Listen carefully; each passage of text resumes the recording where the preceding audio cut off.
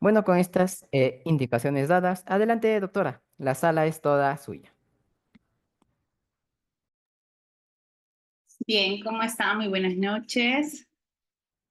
El día de hoy tenemos otra sesión justamente vamos a ver el tema de ficha de valoración de riesgo, sobre todo algunos cuestionamientos que se hacen a la ficha respecto de que si es vinculante o no, si es que el nivel de riesgo que identifica la ficha de valoración de riesgo es necesariamente la que se va a utilizar para la decisión del caso. Eso es importante. Un momentito, por favor. A ver.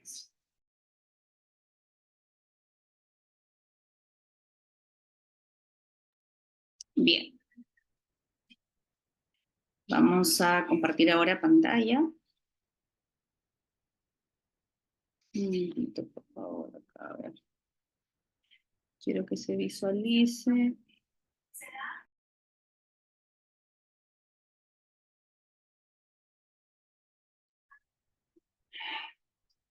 Ay,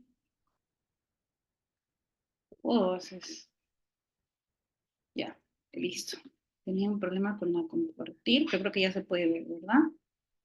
Sí, doctora, Vamos a- todo correcto. Ya, correcto. Bien. Les estaba comentando que hoy específicamente vamos a ver lo que es ficha de valoración de riesgo, pero recuerden que aquí los temas no son aislados, todo tiene que analizarse de manera integral. La clase pasada incluso conversamos acerca de esta problemática aún vigente respecto al tema de la violencia. Justo hemos pasado dos eventos específicos conmemorativos en esta lucha contra la violencia dirigida hacia las mujeres. Esto obliga a que el sistema de protección todavía mantenga esta rigurosidad respecto al ámbito de protección. Recordemos que esta ley 30364 tiene, por un lado, tanto el ámbito de protección, así como el ámbito de sanción, dos ámbitos bien diferenciados, dos ámbitos en los que todavía lastimosamente en audiencias identifico algunos abogados que no utilizan estrategias adecuadas para ejercer una correcta defensa, en el que incluso como abogados nos exponemos muchas veces a que los jueces puedan utilizar algunos correctivos cuando hacemos intervenciones, ya sea una intervención utilizando frases estereotipadas, como por ejemplo, que se pretenda cuestionar el comportamiento o la conducta de la víctima dentro de la audiencia, su forma de vestir, su forma de hablar, o, por ejemplo, también que se pueda indicar un espacio de justificación para las reacciones o la violencia que ha podido generar o la supuesta violencia sobre la que se indica ha recaído en esta persona y que habría ejercido su patrocinado.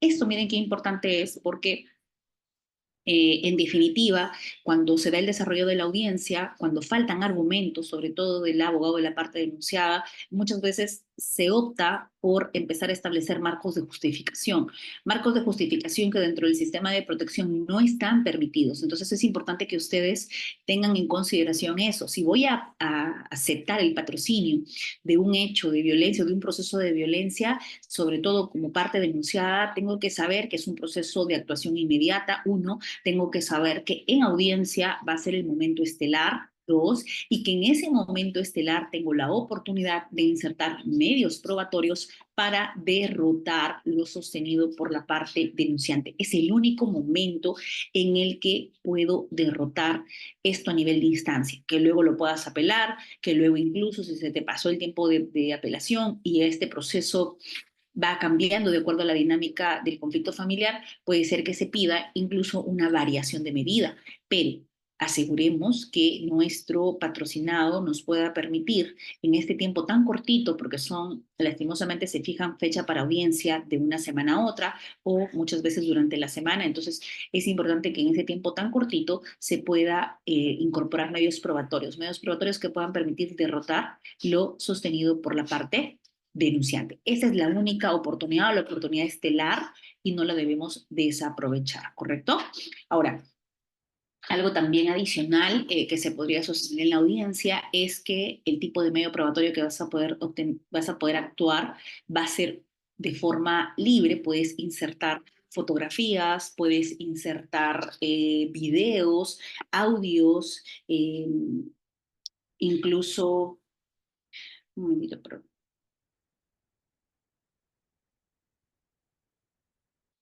un momentito, por favor.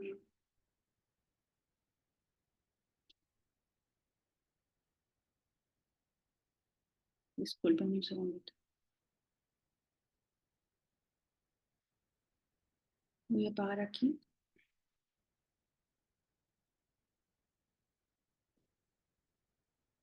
Un segundito para hacer esto.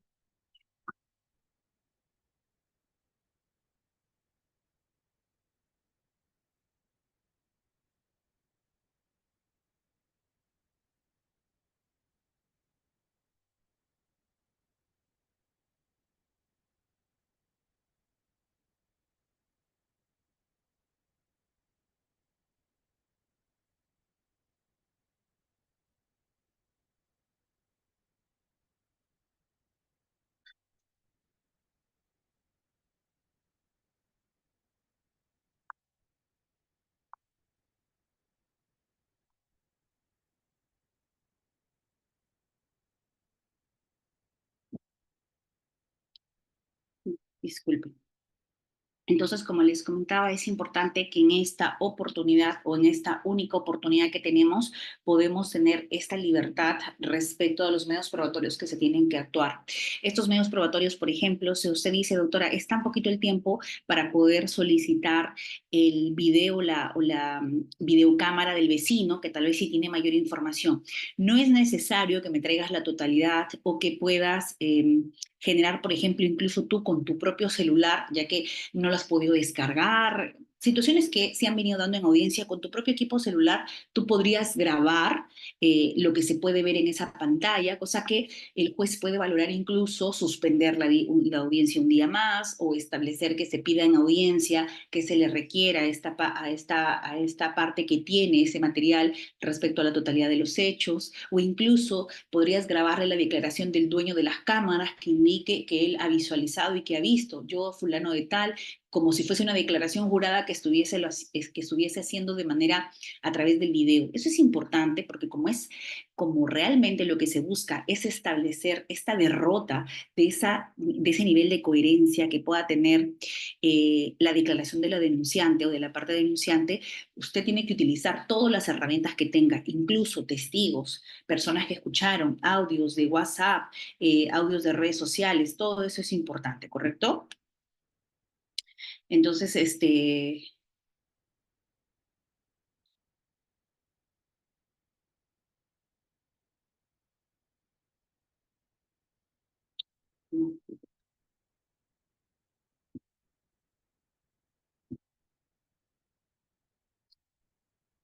bien, vamos a compartir entonces las diapositivas que se habían, ahora sí, amplitud, acá.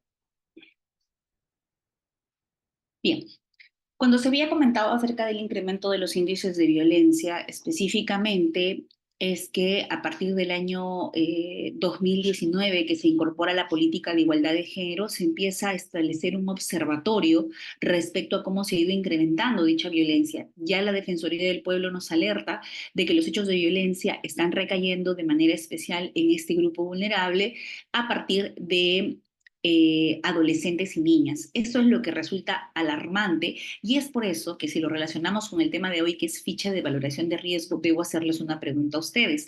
¿Cuántos tipos de ficha de valoración de riesgo existen actualmente en nuestro sistema de protección? ¿Alguien desea intervenir? Pueden colocarlo en el chat.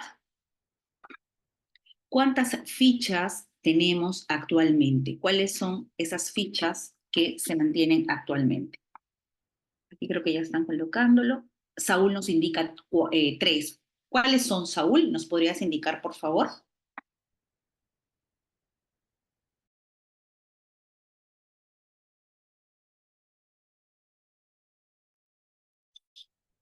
La ficha para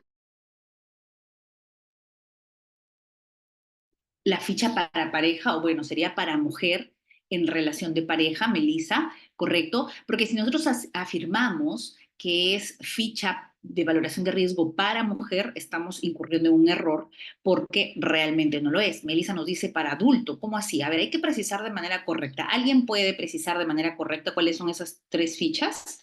¿Correcto? Porque no es que es por adulto, adulto es una ficha, bajo adulto podría ir cualquier persona. Recordemos que tenemos tres fichas de valoración respecto a tres grupos vulnerables, ¿correcto? Los tres grupos vulnerables de especial protección. En esos grupos vulnerables se identifica muy bien, Saúl, un grupo para adulto mayor, un grupo para mujer, pero no es cualquier mujer. A veces me dicen, doctora, hay un hecho de violencia que recae en una mujer y que el hecho de violencia lo comete otra mujer. Entonces tenemos mujer contra mujer. En este caso, ¿aplicamos ficha de valoración de riesgo? ¿Qué dicen ustedes? Si hay un hecho de un sujeto activo mujer contra otra mujer, ¿qué hacemos en ese caso?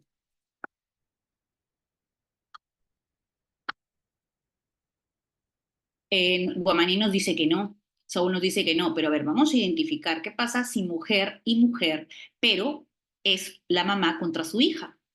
Podría darse, o podría darse una situación LGTBIQ también, claro que sí. Entonces, señores, no nos podemos detener en razón del sexo que se define entre sexo femenino o sexo masculino. Recuerda tu artículo 7 de tu ley 30364, que te clarifica el tema del ámbito de protección, específicamente sujeto pasivo de protección, sujeto activo de protección.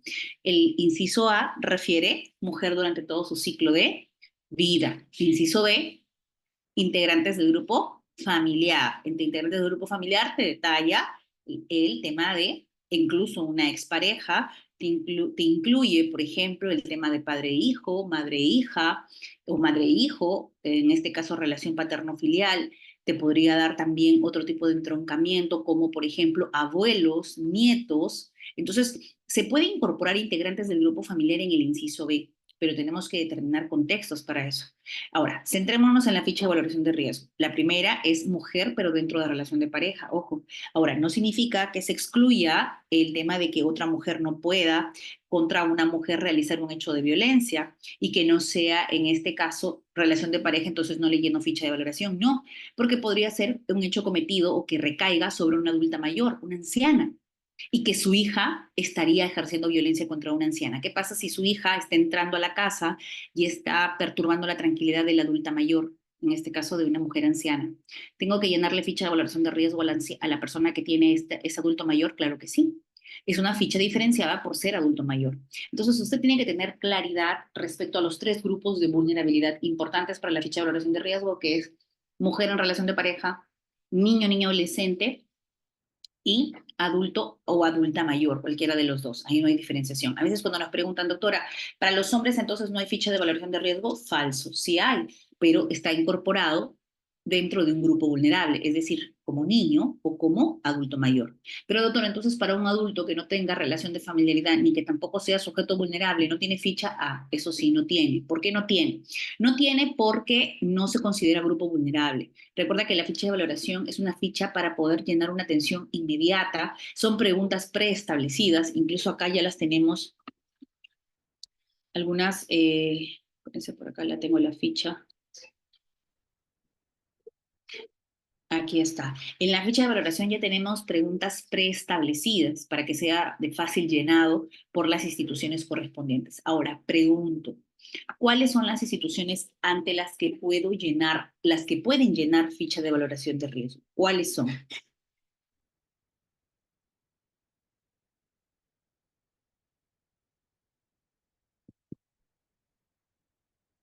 ¿Cuáles son las instituciones que llenan ficha de valoración de riesgo? Por favor, detallen. Saúl nos dice, doctora, Policía Nacional del Perú, Poder Judicial y Ministerio Público. ¿Hay la posibilidad de que pueda ser llenado por el Centro de Emergencia Mujer? ¿Hay la posibilidad? ¿Centro de Emergencia Mujer no llena ficha de valoración? Jane nos pregunta, ¿un centro de salud llena ficha de valoración?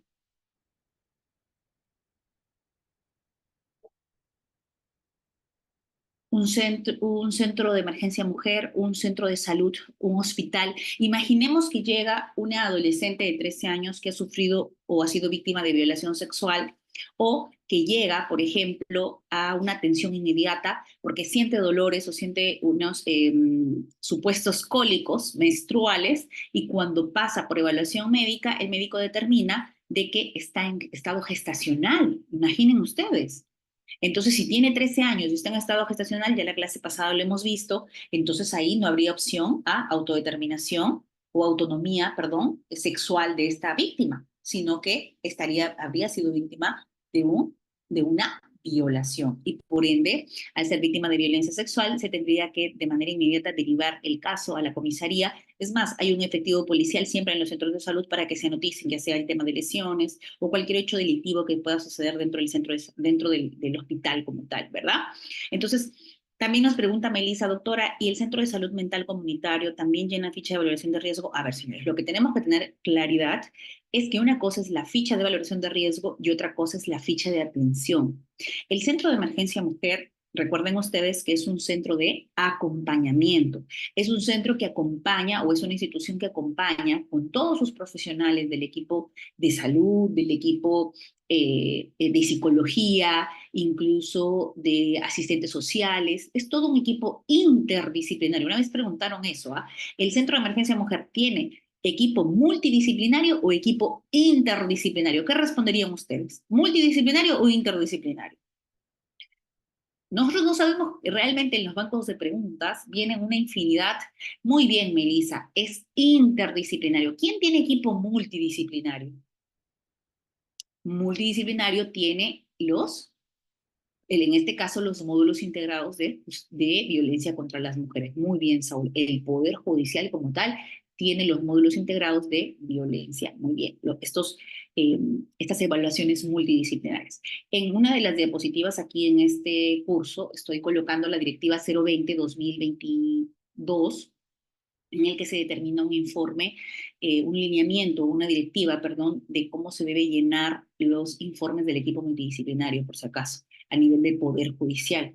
Entonces, cuando usted vea que, por ejemplo, en una audiencia identifica algún tipo de alienación o perdón, un informe en el que no se esté priorizando el enfoque centrado en el niño o alguna otra cosa relacionada al niño, puede usted indicar que no se ha respetado dentro de la elaboración de ese informe la Directiva 020-2022 y es posible de que ese informe no debería ser el real sustento de la decisión en ese caso. Importante para realizar algún tipo de cuestionamiento a ese informe.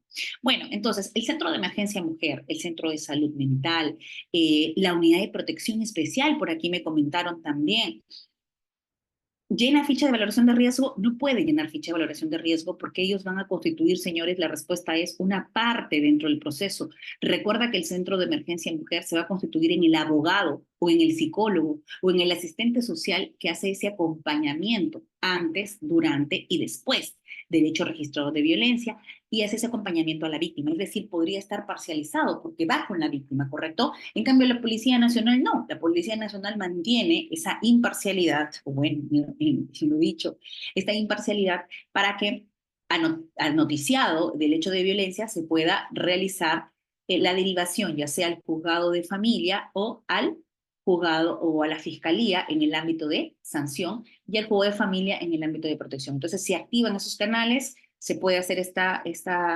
bifurcación inmediata con la recepción de denuncia. Igual si tú denuncias de manera inicial al Poder Judicial. El Poder Judicial, cuando me dicen, doctora, si yo voy al Poder Judicial y quiero denunciar un hecho de violencia, ¿qué pasa? ¿Directo me dan la medida? No. Recuerda que el Poder Judicial va a actuar como la policía prácticamente. ¿Qué es lo que va a hacer? De manera inmediata va a tener que abre el expediente de protección, pero tiene que girar los oficios correspondientes para fiscalía, que es el oficio para que se haga la evaluación médica y el oficio para la evaluación psicológica o la pericia psicológica, en este caso si es Ministerio Público. Entonces tenemos que hacer ese trabajo porque eso lo hace normalmente la policía, pero si denuncian directamente en el Poder Judicial, no podemos dejar de aperturar el ámbito de sanción. Eso también viene mucho en los exámenes. Pasa que cuando normalmente se denuncia en la policía, de manera inmediata se abren los dos ámbitos, pero cuando no se denuncia en la policía, se han identificado casos que solo se activa el ámbito de protección. Es decir, tú vas y denuncias al Poder Judicial, se apertura, muy bien, en paralelo, se apertura solo, Saúl, el tema del ámbito de protección. Y el juzgado de familia se olvidó de remitir los actuados, no cuando acabe el proceso, sino cuando inicia. Recuerda que hay dos fases. La primera fase, cuando se apertura este ámbito paralelo, y cuando tú emites la medida, tienes la obligación de poner en conocimiento al fiscal, pero solo para que conozca que ya dictaste la medida, pero no para que se inicie y se active el ámbito de sanción. Si tú inicias en el Poder Judicial, tiene el Poder Judicial la obligación de iniciar automáticamente también y a noticiar a la Fiscalía al inicio como tal, ¿correcto? Eso es importante. Bien. Entonces, el Centro de Salud Mental, la Unidad de Protección Especial, el Centro de Emergencia Mujer, los hospitales llenan ficha de atención, pero no es ficha de valoración de riesgo. Esa ficha que acompaña el expediente no lo es. Ahora, pregunta, ¿quiénes emiten medidas de protección? ¿Cuáles son las instituciones que pueden emitir medidas de protección? A ver, respondiendo. Ya me han contestado quiénes emiten la ficha de valoración de riesgo. Ahora vamos con quiénes emiten medidas de protección. ¿La Fiscalía no emite medidas de protección, Saúl, Melissa? ¿Qué dicen ustedes? Señores, esto, haciendo este contraste, unos dirán, no, doctora, ¿cómo va a preguntar eso que es tan lógico? Vamos a ver, porque hay algunos fiscales que todavía utilizan esa atribución que realmente, Melissa, no les corresponde. Y tú puedes ver, por ejemplo, mucho en provincia, que el fiscal, como es el que se le noticia de manera directa, el efectivo policial, él dicta la medida de protección. Imaginemos que se ha dado una situación de castigo físico y que ha llegado de manera inmediata. Una cosa es dictar una medida de protección y otra cosa es que el juez, por salvaguardar la integridad en ese momento de ese castigo físico, imaginemos que ha sido un castigo muy fuerte de un niño que ha sido golpeado por su madre y la jueza de violencia no se constituye de manera inmediata, Melissa, a la casa. Recuerda que el que tiene el turno y que va inmediatamente puede ser el fiscal con el policía. El policía llama al fiscal y le dice, tenemos acá a la niña que ha sido golpeada y está en la casa de sus padres. Son los vecinos los que han llamado a la línea 100 y han dicho que le está golpeando a sus padres, su mamá o su papá, digamos que son divorciados, su mamá está golpeando al niño. ¿Qué van a hacer ustedes? ¿Qué haría el fiscal? El fiscal va a decir, bueno, hasta que acabe las 24 horas de que tiene que emitir la medida de la juez de violencia, que no está constituida aquí, hasta que el aviso y dicte de manera oral y hasta que se notifique, la niña va a quedar con el supuesto agresor o con la supuesta agresora, no podría darse, ¿correcto? Entonces, muchas veces lo que tiene que hacer el fiscal en coordinación con el policía no es realmente dictar una medida de protección, sino lo que hace en ese momento es establecer cierto parámetro inmediato para que luego a nivel judicial ya nosotros podamos ratificar prácticamente esa medida que se ha dictado con la finalidad de proteger. Pero eso se da solamente en el caso muchas veces de castigo físico contra niñas o algo que sea una situación muy inmediata. Pero la facultad es del juez de emitir las medidas de protección, no del fiscal, ¿correcto? Pero no hay dejar o exponer al peligro, más bien que el fiscal deje en esta situación de peligro, pero recuerda que el fiscal muchas veces coordina de manera directa, no con la juez de familia, sino coordina con la institución, ya sea Centro de Emergencia Mujer o Unidad de Protección Especial. Ahora, pregunta, ¿la Unidad de Protección Especial puede dictar medidas de protección?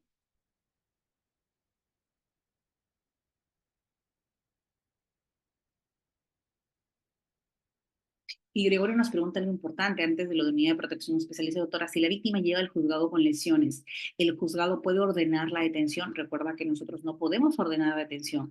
Por eso te digo que actuamos como policía. ¿Qué hacemos? Tenemos que noticiar. Por más que llegó al poder judicial, enviamos los oficios y enviamos inmediatamente la comunicación policial para que la policía se constituya al domicilio o al lugar donde se estaría generando esos hechos o donde posiblemente estaría la parte denunciada para que haga lo propio. Yo no le puedo ordenar detenga a alguien, yo le pongo en conocimiento el hecho, yo me vuelvo en un ente receptor de la denuncia, tramito la denuncia, pero necesito el apoyo interinstitucional. En este caso, la Policía Nacional hará lo propio porque se está poniendo en conocimiento de manera inmediata de un hecho de violencia.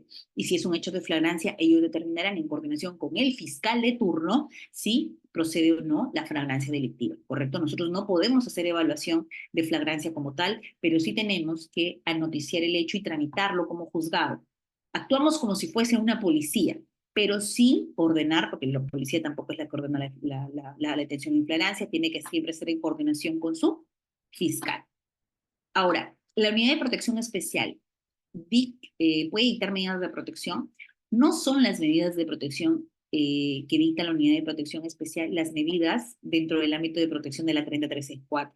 Dentro de la 3034, las únicas medidas de protección pueden ser emitidas por el juez. Sin embargo, si usted revisa las resoluciones administrativas, ojo, la Unidad de Protección Especial, a partir del Decreto Legislativo 1297, se incorpora esta creación y lo que hace es realizar una tramitación administrativa.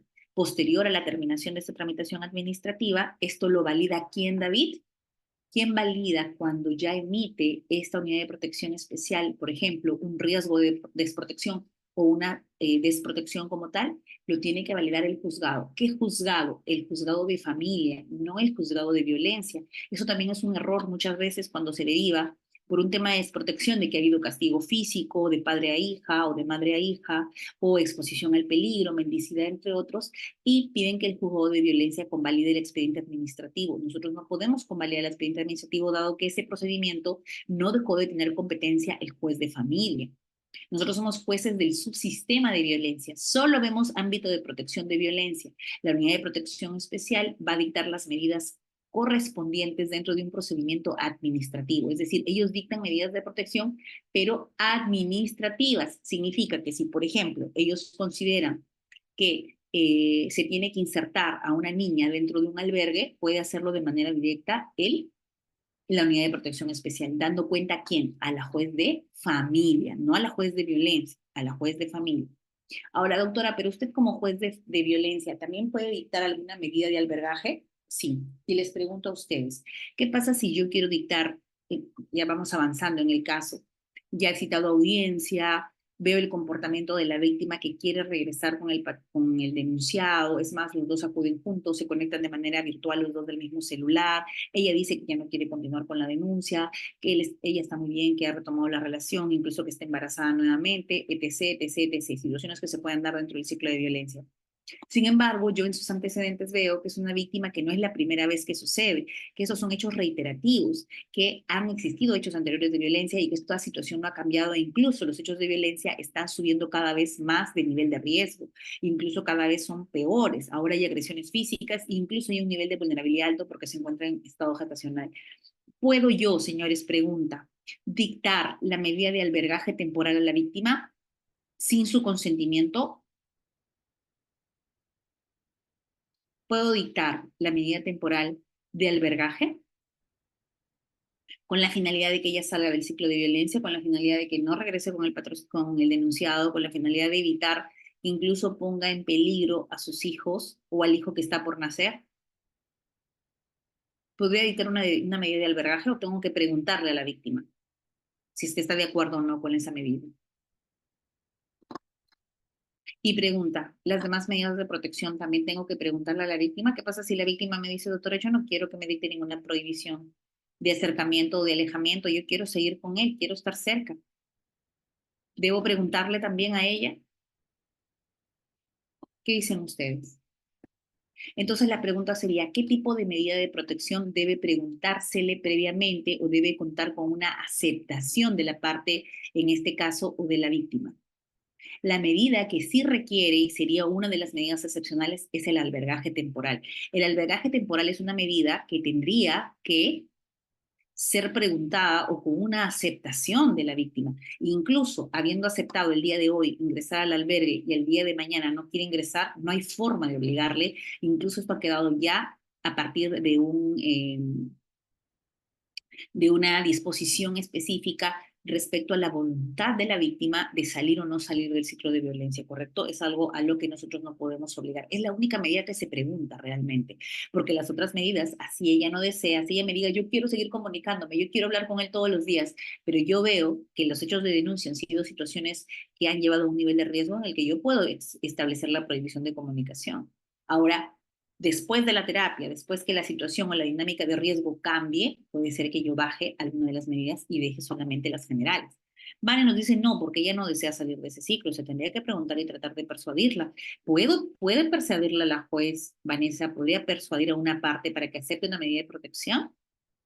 Realmente quien podría hacerlo sería su abogada, la abogada del Centro de Emergencia Mujer o la abogada del Centro de Emergencia Mujer, su abogado privado. El juez no podría persuadir a la víctima. Recuerda que el salir del ciclo de violencia, nosotros lo que podemos hacer es dictar una terapia psicológica o ordenar que se dicte una terapia psicológica, pero, pregunta, ¿yo puedo ejecutar apercibimientos a la víctima que no acude al centro de terapia, al centro de salud mental?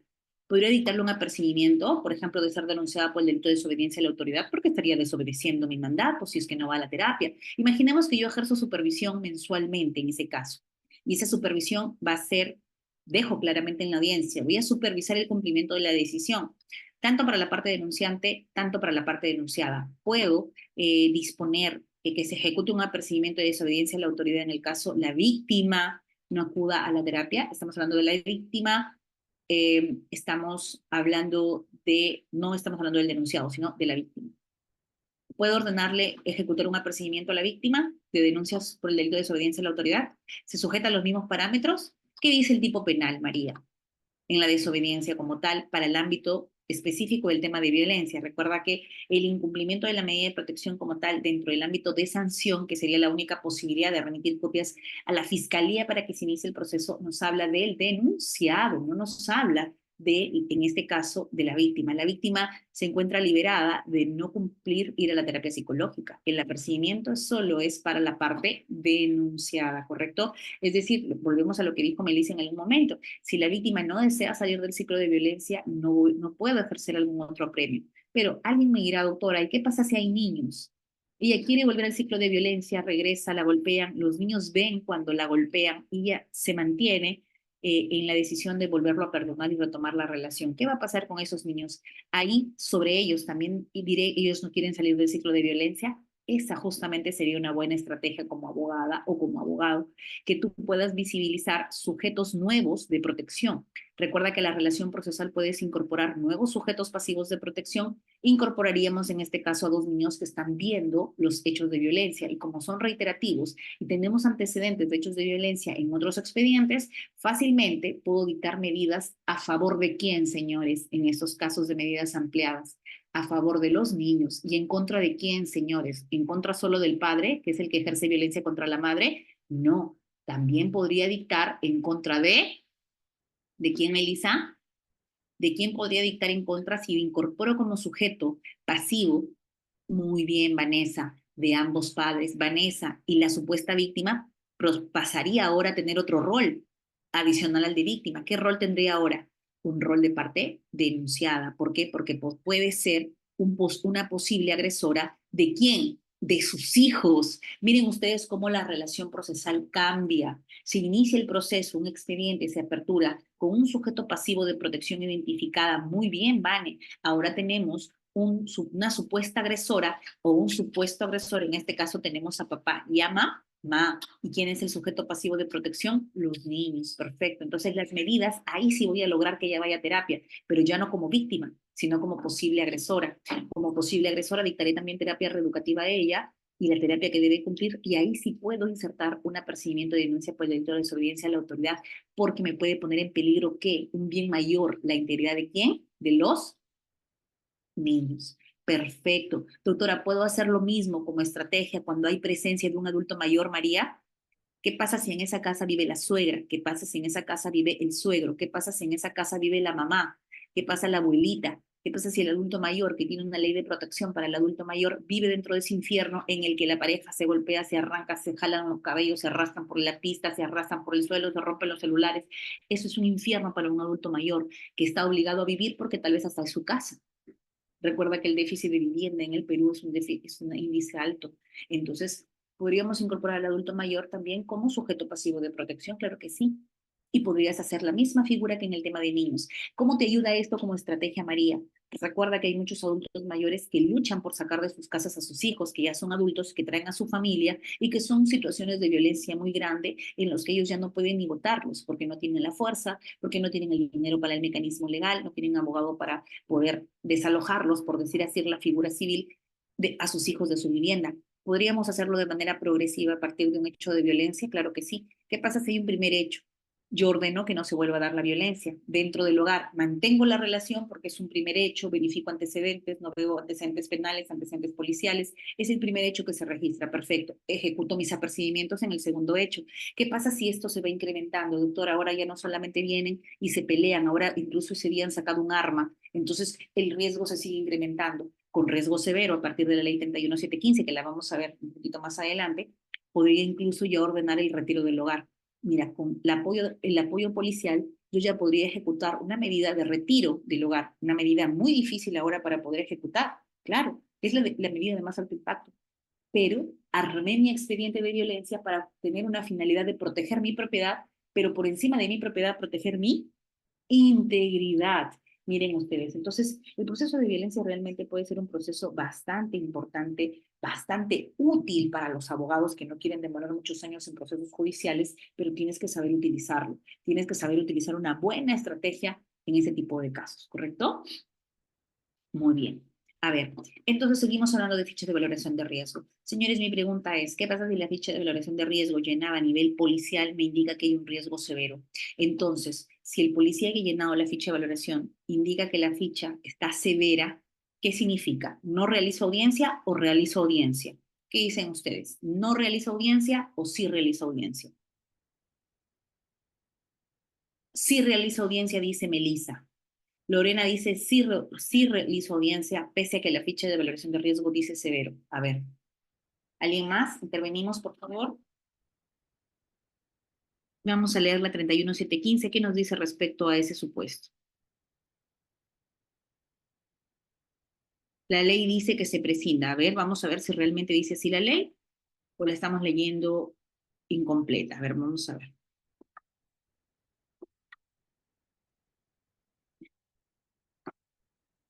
Creo que está mi ley.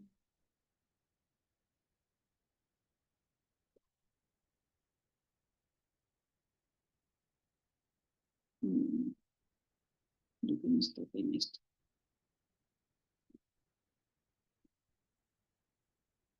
Acá está.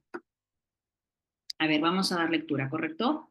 Artículo 16, proceso especial. Recuerda que el proceso yo te he enseñado en la clase pasada que ya evolucionó. No te quedes solo con tu 30364. Recuerda que tu 30364 ahora también, adicional a su reglamento, ha habido ciertas modificaciones. Ya lo hemos visto en nuestra línea de tiempo. En la clase anterior lo hemos visto, pero si no lo recuerdas, igual lo vamos a poner aquí chiquitito, ¿correcto? Y muy bien, aquí ya Saúl me está dando alguna respuesta. Recuerda que esta ley, la que te va a servir mucho ahora, es porque es la que modifica el proceso especial, es la ley 31715. Esta es muy importante, ¿correcto? Esa la tienes que manejar al revés del derecho porque esta es la que ha modificado algunas reglas de la ley 3364. Una de esas reglas es, por ejemplo, el proceso especial en el artículo 16. ¿Qué nos dice? Nos dice que en el caso de riesgo leve debería emitirse dentro de las 24, en caso de riesgo severo también. Pero te dice que algo importante, salvo, recuerden Fucsia, salvo, no te está diciendo debe, no te está diciendo está obligado, no te está diciendo que bajo ninguna circunstancia, te está diciendo salvo en el supuesto de riesgo severo. Es decir, debemos fijar, dice, audiencia para emitir medidas de protección y o cautelares. Recuerda que no solamente puedes pedir la protección, también me puedes pedir cautelares. Pero siempre y cuando me fijes audiencia, salvo en el supuesto de un riesgo severo. Esa es la excepción, el riesgo severo. Pero ese riesgo severo me dice dónde el juez, ¿qué dice ahí, señores? Por favor, ¿me pueden escribir cuál es el conector después de donde el juez? Pueden escribirlo en el chat, ¿qué dice? En Fucsia, ¿dónde el juez? ¿Qué más? ¿Cuál es la palabrita, el conector? Muy bien, Saúl. Dice puede. ¿Alguien leyó debe? Puede. Aperturar, Saúl, la posibilidad del puede. Muy bien, Lisset. ¿Qué significa? Que es a criterio de quién, a criterio del juez. Entonces, ustedes no pueden indicar, por ejemplo, imaginemos, Saúl, que tú eres abogado de un denunciado.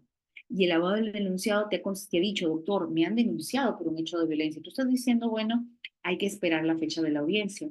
Y tú estás esperando la fecha de la audiencia y te llega la notificación que ya le llegó a tu patrocinado en el que ya se dictó la medida de protección, Saúl. ¿Qué puedes hacer en ese caso, Saúl, si ya te dictaron la medida de protección? Bueno, el recurso que puedes interponer es la apelación. Sin embargo, en la apelación, ¿a qué te vas a ir? ¿Cuál va a ser el fundamento? Si tú, Saúl, te centras solo en contradecir hechos en la apelación, es muy probable que el juez realmente diga, esta vía es tan cortita, esta vía de protección es tan chiquitita, que va a ser casi imposible poder en tan poco tiempo derrotar o poder, perdón, establecer o tener niveles de acreditación. Y te puede decir, bueno, ya se editaron las medidas, hay que confirmarlas. Pero si tu fundamento, Saúl, se va específicamente en un tema de ley y de ámbito y de legalidad, tú vas a decir, cuestiono la medida y en el agravio que se me está generando es, uno, la debida motivación. ¿Por qué?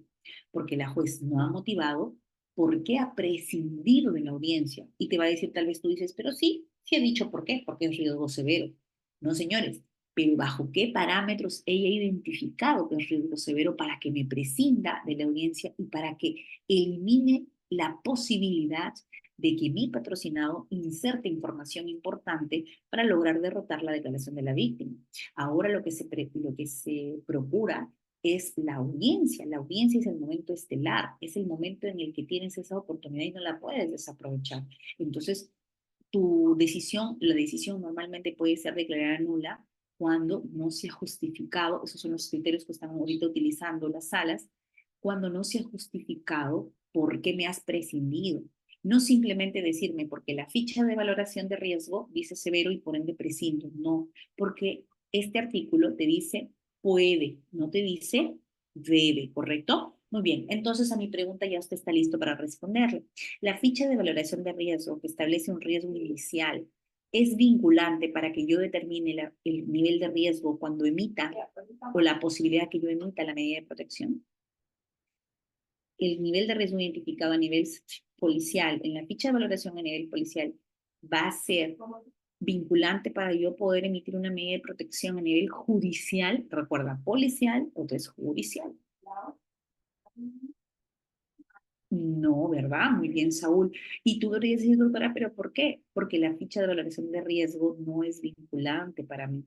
Imaginemos, Saúl, imaginemos, Gregorio, que todo terminaría con la ficha de valoración de riesgo. Imaginemos que la ficha de valoración de riesgo, que la llena un efectivo policial normalmente, cuando no vas al Poder Judicial o cuando no vas al Ministerio Público, imaginemos que ellos identifican su riesgo. Entonces, ¿por qué no dictan su medida? Incluso me acuerdo que había unas propuestas cuando no se estaba haciendo audiencia, en el que la posibilidad de que si el policía tiene una ficha en el que llena y en los pesos dice severo, entonces estas son tus medidas. Es un paquete completo de medidas, ya no necesitas más, ¿correcto?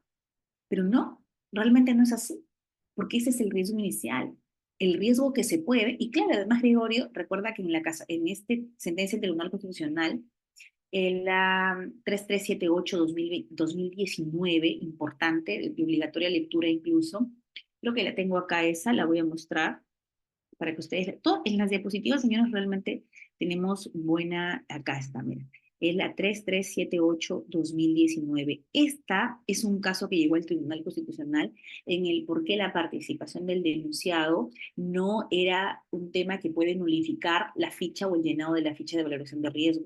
Recuerda que las fichas de valoración de riesgo no tienen por qué estar presente la parte denunciada ni su abogado en el llenado. Es una ficha que llena de manera inicial para identificar un nivel de riesgo.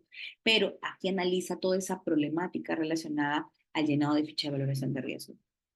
Por favor, hay una persona que está rayando las diapositivas, a ver si pueden controlar eso. Gracias.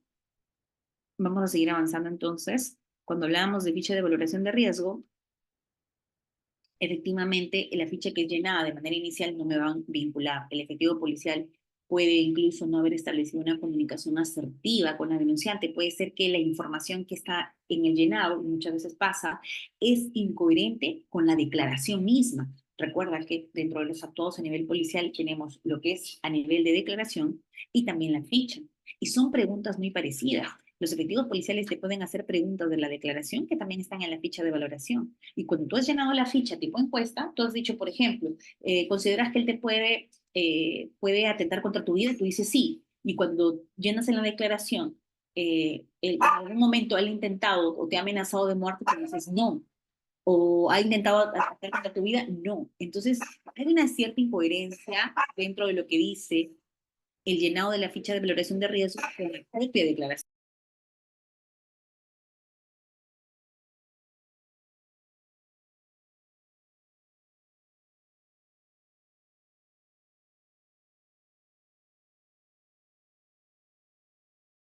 ¿Y qué es lo que nos va a beneficiar con el llenado de la ficha de valoración de riesgo? Identificar los niveles de riesgo. ¿Cuántos niveles de riesgo tenemos?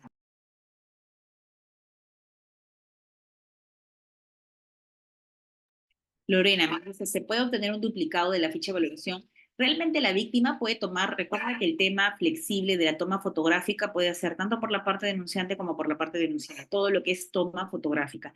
Pedir copias como tal, incluso para los expedientes a nivel judicial, puede ser, realmente podría constituir al pago de tasas. Tienes, claro, cuando tú has sido denunciado, tienes el derecho a acceder a todo el material, pero ya a nivel judicial. A nivel policial, lo que tú puedes tener es la copia de tu denuncia y a tu denuncia se le puede acceder la ficha, pero lo más sencillo sería una toma fotográfica para que tú puedas tener conocimiento del llenado de la ficha. Pero como te digo, cuando tú ya vayas a nivel judicial y seas citado para la audiencia, tiene la jueza la obligación de notificarte con la totalidad, a la parte denunciada, la totalidad del expediente, ¿correcto? Y dentro de la totalidad del expediente tiene que obrar la ficha de valoración de riesgo en el caso se haya practicado. Pregunta, si no hay ficha de valoración de riesgo, ¿el juez no puede emitir medidas de protección? ¿Qué dicen ustedes?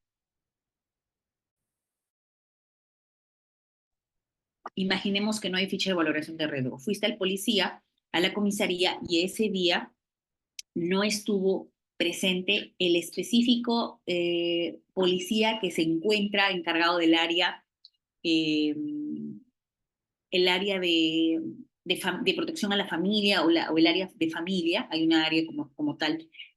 ¿Puede el juez dictar la medida cuando esto pasa a nivel judicial o tendrá que exigir el oficio o tendrá que exigir el oficio o oficiar para que la policía te remita la ficha de valoración para que tú puedas emitir? O incluso tú puedes establecer una cuestión de nulidad luego como fundamento de la apelación que la juez resolvió sin ficha de valoración de riesgo. Porque he escuchado esos argumentos. La jueza ha emitido medidas sin haber solicitado la ficha de valoración de riesgo. ¿Eso puede ser una causal para que sea nula esa medida emitida?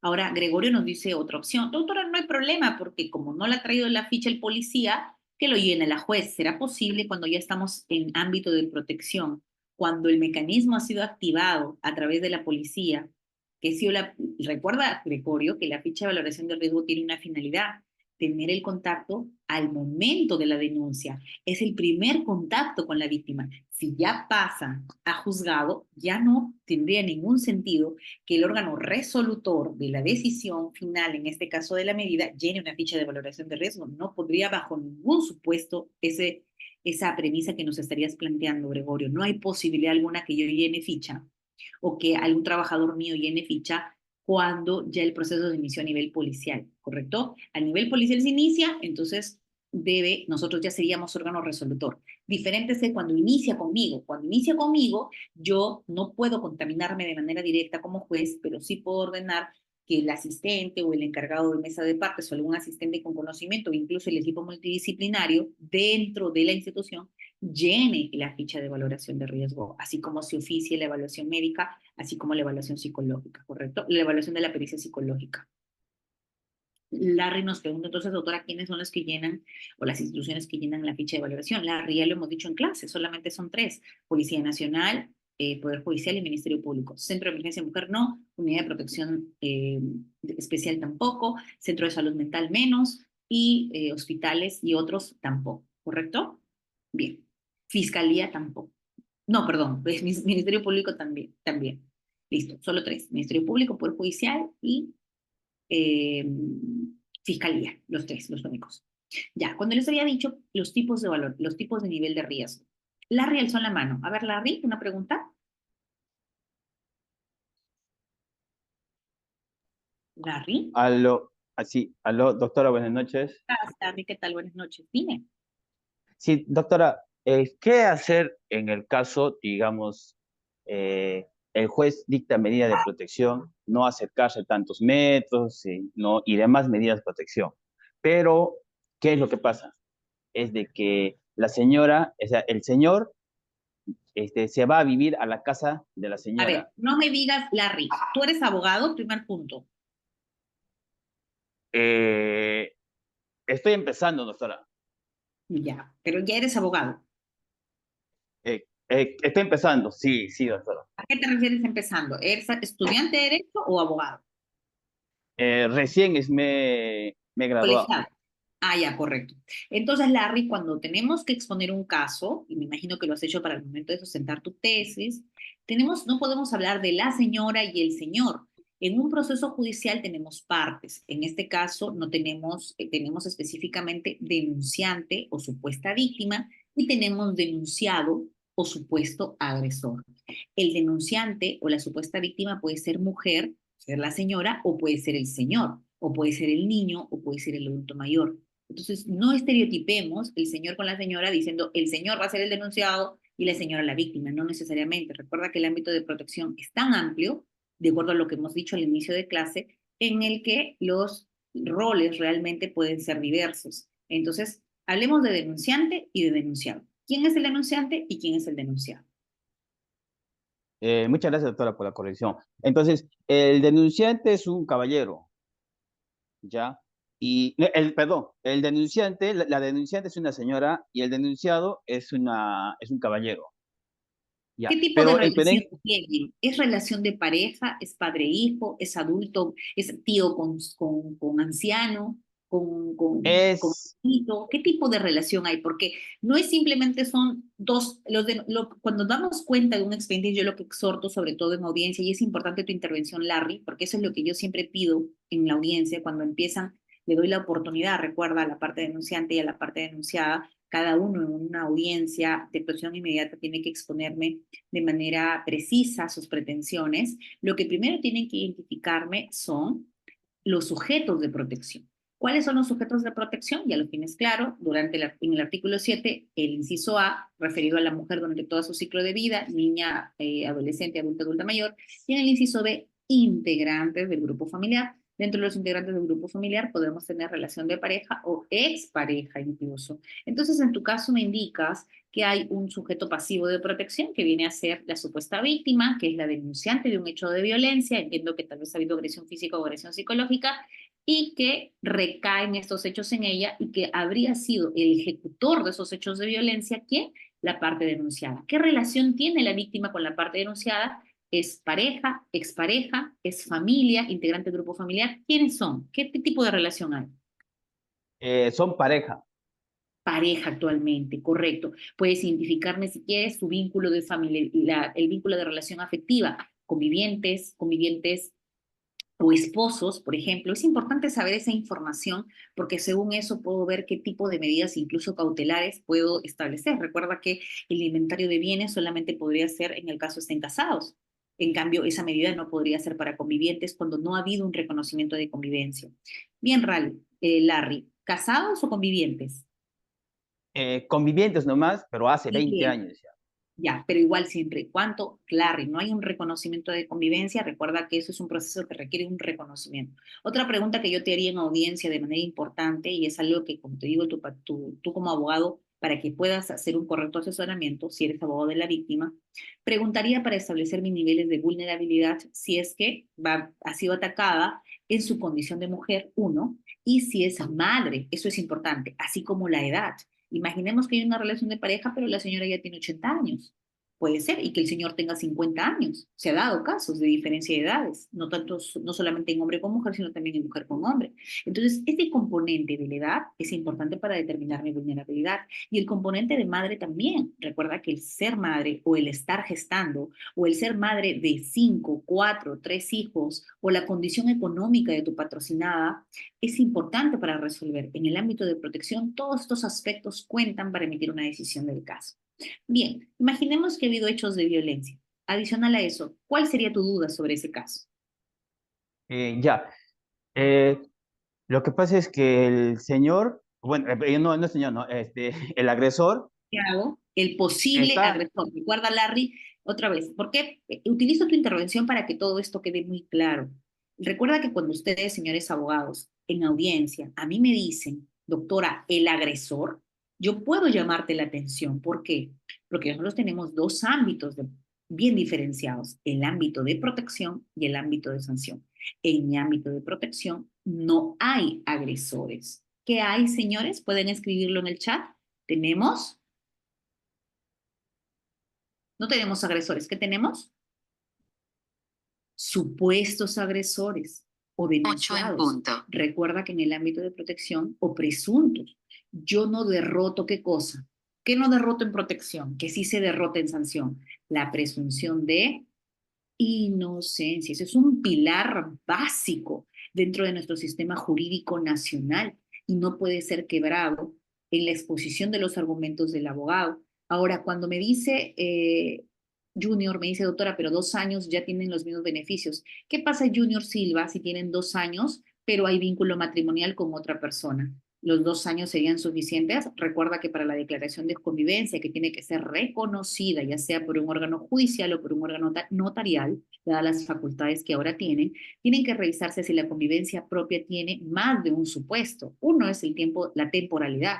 Otro es si es que no tienen impedimento alguno, así como para contraer matrimonio. Y otro punto, la ubicuidad o el domicilio en común. Entonces, no podemos presumir, no podemos actuar a partir de presunciones, César Junior. Necesitamos algunas situaciones previas para poder dictar algunas medidas cautelares. Eso no significa que no la voy a proteger. Claro que la voy a proteger con mis medidas generales, pero estábamos hablando de cautelares específicas como la de inventario de bienes. Bien, entonces continúa Larry. El supuesto agresor. Claro, el supuesto agresor se va a vivir al terreno, a la casa de la supuesta agredida O y, víctima. o víctima, la supuesta víctima se va a vivir ahí. Y le dice, bueno, esta es mi casa, yo tengo los papeles, acá está. Así que Mira, Larry, tú más eres, allá de tú lo que eres, le dice, más allá de lo que le dice, porque en tu exposición de los hechos lo conoce la víctima, tú eres el abogado, tú, más allá de detallarme los hechos, qué palabras les dijo, eso también te puedo corregir en audiencia. Eso, hechos, la víctima. El abogado lo que tiene que es subsumir esos hechos respecto de lo que realmente pretende. Tú lo que quieres es, doctora, constituye un hecho de violencia o puede constituir un hecho de violencia la situación en la que intenta despojarla de su hogar, intenta despojarla de su propiedad, pese a que ella tiene o presenta la titularidad del bien inscrita en registros públicos. Eso es la pregunta o el cuestionamiento que está relacionado entre el hecho y entre el supuesto, tanto el supuesto fáctico como el supuesto legal. eh, claro, Adelante. doctora, sí, sí, perfecto, sí, o sea, ¿qué hacer en ese caso, en donde el supuesto agresor usurpa prácticamente la posición de la casa de la señora y no, y se queda con esa posición, argumentando que es de él, ¿no? Y lo que tú quieres Entonces, dar es sacarlo o despojarlo a él, o regresar a la propiedad a tu patrocinada. claro, Regresar a la propiedad. claro, pero aunado a eso hay las medidas de protección. Entonces, la supuesta víctima también dice, o sea, yo ahorita qué hago, dice. Pero es fácil, Larry. Si tú tienes medidas de protección en las que ya han sido dictadas y que has logrado tú incluso ayudar en algunos supuestos cuando, por ejemplo, la ficha de reniego, el domicilio del denunciado resultan domicilios desconocidos porque hay personas que agreden y salen de la casa. Y la ficha de reniego puede ser un lugar, por ejemplo, en la selva recóndito que no tiene dirección o numeración, que solamente dice caserío tal. Entonces, tenemos que agotar la posibilidad de notificación, porque una vez que el denunciado o el posible agresor tiene conocimiento de que tiene medidas de protección, generales incluso, de la prohibición de volver a ejercer violencia, y ejercer violencia es ingresar a una casa sin tocar la puerta, sin tener la autorización, querer ejercer ese dominio nuevamente en casa e incluso sacarla, ya sea a empujones o a jalones, no creo que le haya dicho, sal por favor ahorita de la casa, o le haya cambiado las cerraduras, o haya establecido unos nuevos supuestos de seguridad para que su ex conviviente o su expareja ya no regrese a esa casa. Esa situación es un nuevo hecho de violencia. Entonces, ¿qué es lo que ustedes le recomendarían a Larry? ¿Qué es lo que podría pedir judicialmente si ya está correctamente notificada ambas partes, en este caso el denunciado? Puedo ejecutar el apercibimiento de que de ser denunciado por el delito de desobediencia a la autoridad. Recuerda, Larry, que con el delito de desobediencia a la autoridad tienes un quantum de pena mayor a los 5 años, lo que podría incluso someterse dentro de una prisión preventiva. Obviamente todo esto ya lo vas a hacer a nivel fiscal, pero el fiscal recuerda el caso John Kelvin, recuerda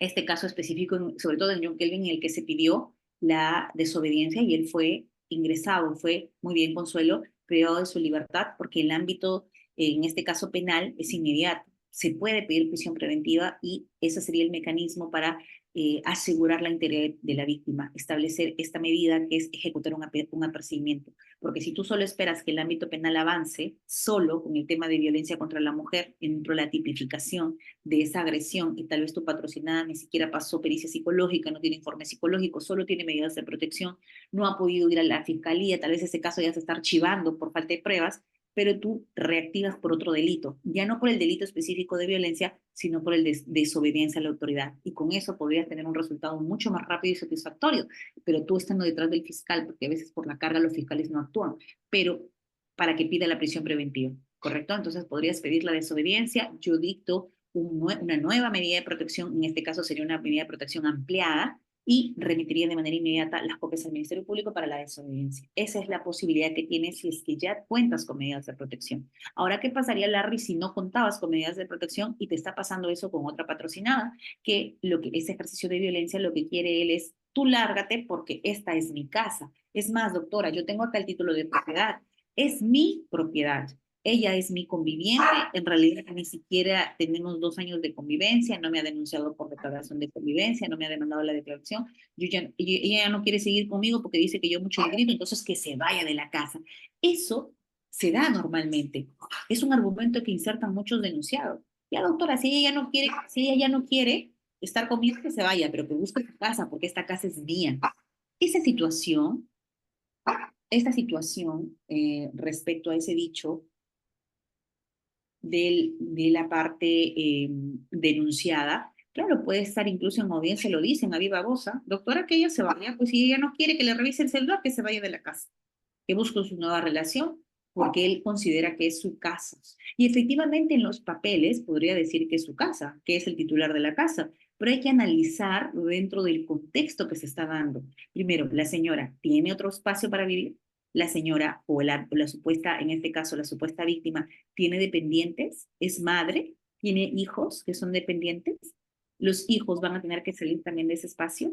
Entonces yo podría dictar una medida de protección incluso indicando que las amenazas de que la va a sacar podrían ser consideradas violencia y que no puede sacarla hasta que él luego, que determine su condición o incluso ella haga su declaración de convivencia para que ese bien pueda pasar recién a las sociedades gananciales o que él, antes de que ese proceso avance, pueda venderle incluso la casa, porque lo puede hacer si es que yo todavía no dicto ninguna otra medida que prohíba una cautelar que restrinja eso. Puede ser que incluso la titularidad no la tiene él, sino la tiene el papá de él y que ni habían construido en la casa del abuelo. Eso pasa mucho realmente. Recuerden que en el Perú el acceso a la vivienda es una situación bastante complicada. ¿Qué hago en ese supuesto, doctora? ¿Qué pasa si el dueño realmente es el papá del denunciado? Y el abuelo ha dicho, bueno, si esa mujer se quiere ir, que se vaya. Pero esta casa es mía, por ende solamente voy a dejar pasar a mi hijo, que es el papá de los niños y que es la expareja de esta supuesta víctima. ¿Qué haríamos en ese caso? ¿Alguien desea intervenir? Mientras que voy respondiendo a las preguntas de Diana, me dice, los fiscales dicen que salga ella de la casa aún siendo la dueña. Bueno, Diana, como te digo, el fiscal es una cosa y otra cosa es el tema de protección. Lo que yo les decía es ir por la desobediencia, porque en la desobediencia el fiscal no va a analizar quién es propietario de la casa. Recuerda que en el delito de desobediencia lo único que se analiza es que si ha desobedecido no mi orden, la orden del juez de violencia.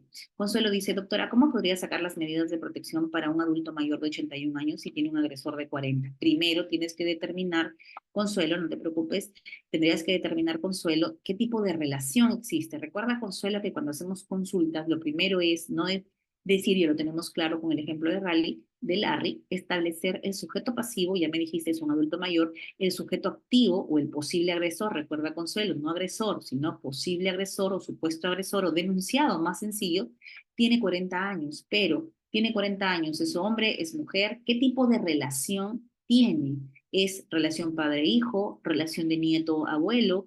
¿Qué tipo de relación existe? Porque si no, no estaría dentro del marco de protección. Recuerda que en hombre con hombre, si es que no es integrante del grupo familiar, no podríamos ir por el inciso A, mujer durante todo su ciclo de vida. En este caso, si son dos hombres, iríamos por el tema de faltas, ya no iríamos por tema de protección, salvo que tú me digas que son LGTBIQ. Si son LGTBIQ, hay la posibilidad de la interpretación, pero a través de contextos. No es que simplemente mañana un hombre denuncia que su pareja hombre lo ha golpeado y eso es suficiente para una medida de protección en el ámbito de protección. Eso es falso. Necesito, uno, establecer el contexto, establecer quién sería el rol pasivo, el rol activo, quién estaría dentro de un nivel de subordinación, quién tiene el nivel de dependencia, quién resulta vulnerable por su condición de tal o quién se vería afectado para yo poder establecer una medida. Si no tengo eso, eso pasa a faltas, eso no lo puedo ver yo. Señores, si desean hacerme preguntas, pueden alzar la mano, no tengo ningún problema, vamos matizando el tema porque esto ya es un poco más maduro. Recuerden que ustedes ya han visto la parte de la temática, ya estamos casi en la última sesión, en las últimas sesiones, y es importante que ustedes ya aquí sepan casuística. Doctora, tengo un caso donde los hijos le pegan a la madre, correcto, y la madre no denuncia. Doctora, ¿quién puede denunciar un hecho de violencia? ¿Solo la víctima, Diana? Recordemos que dice la ley 33.4, solo puede denunciar la víctima. Incluso, Diana, si tú eres la abogada y conoces de un hecho de violencia, tú estás en la obligación de denunciar, ¿correcto? Ahora, tú me dices, doctora, es el secreto profesional. No, pero un hecho de violencia no es un hecho privado. Un hecho de violencia pertenece a la esfera pública, es de interés público. Entonces, como es de interés público, y por eso es importante la resolución del Tribunal Constitucional, la 3378-2019, en el que establece que la problemática de la violencia contra las mujeres no es de naturaleza privada, no es del espacio privado de las parejas, es de naturaleza pública. Incluso, sin dar tus datos, Diana, podrías llamar a la línea 100 y a noticiar del hecho de violencia para que de manera inopinada pueda llegar la policía y verificar in situ, por ejemplo, algún tipo de lesiones que puedan ser visibles por la víctima. En ese momento, incluso golpes, ruidos o algo, porque las lesiones no siempre se van a generar en silencio, podría ser un elemento importante para generar indicio razonable de hechos de violencia.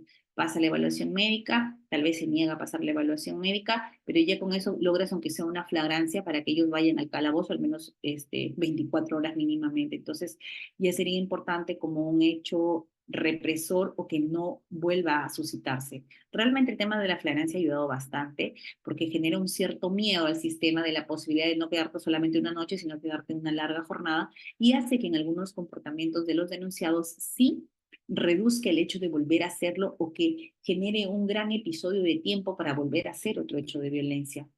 ¿Correcto? No estoy yendo en esto respecto ni chocando con la política criminal que dice, doctora, engrando las penas, y eso no significa que va a tener un efecto directamente proporcional con la reducción de índice, pero en el caso de la flagrancia, cuando hay detención, sí genera un cierto miedo en el denunciado de volver a generar algún hecho de amenaza o algún hecho de violencia.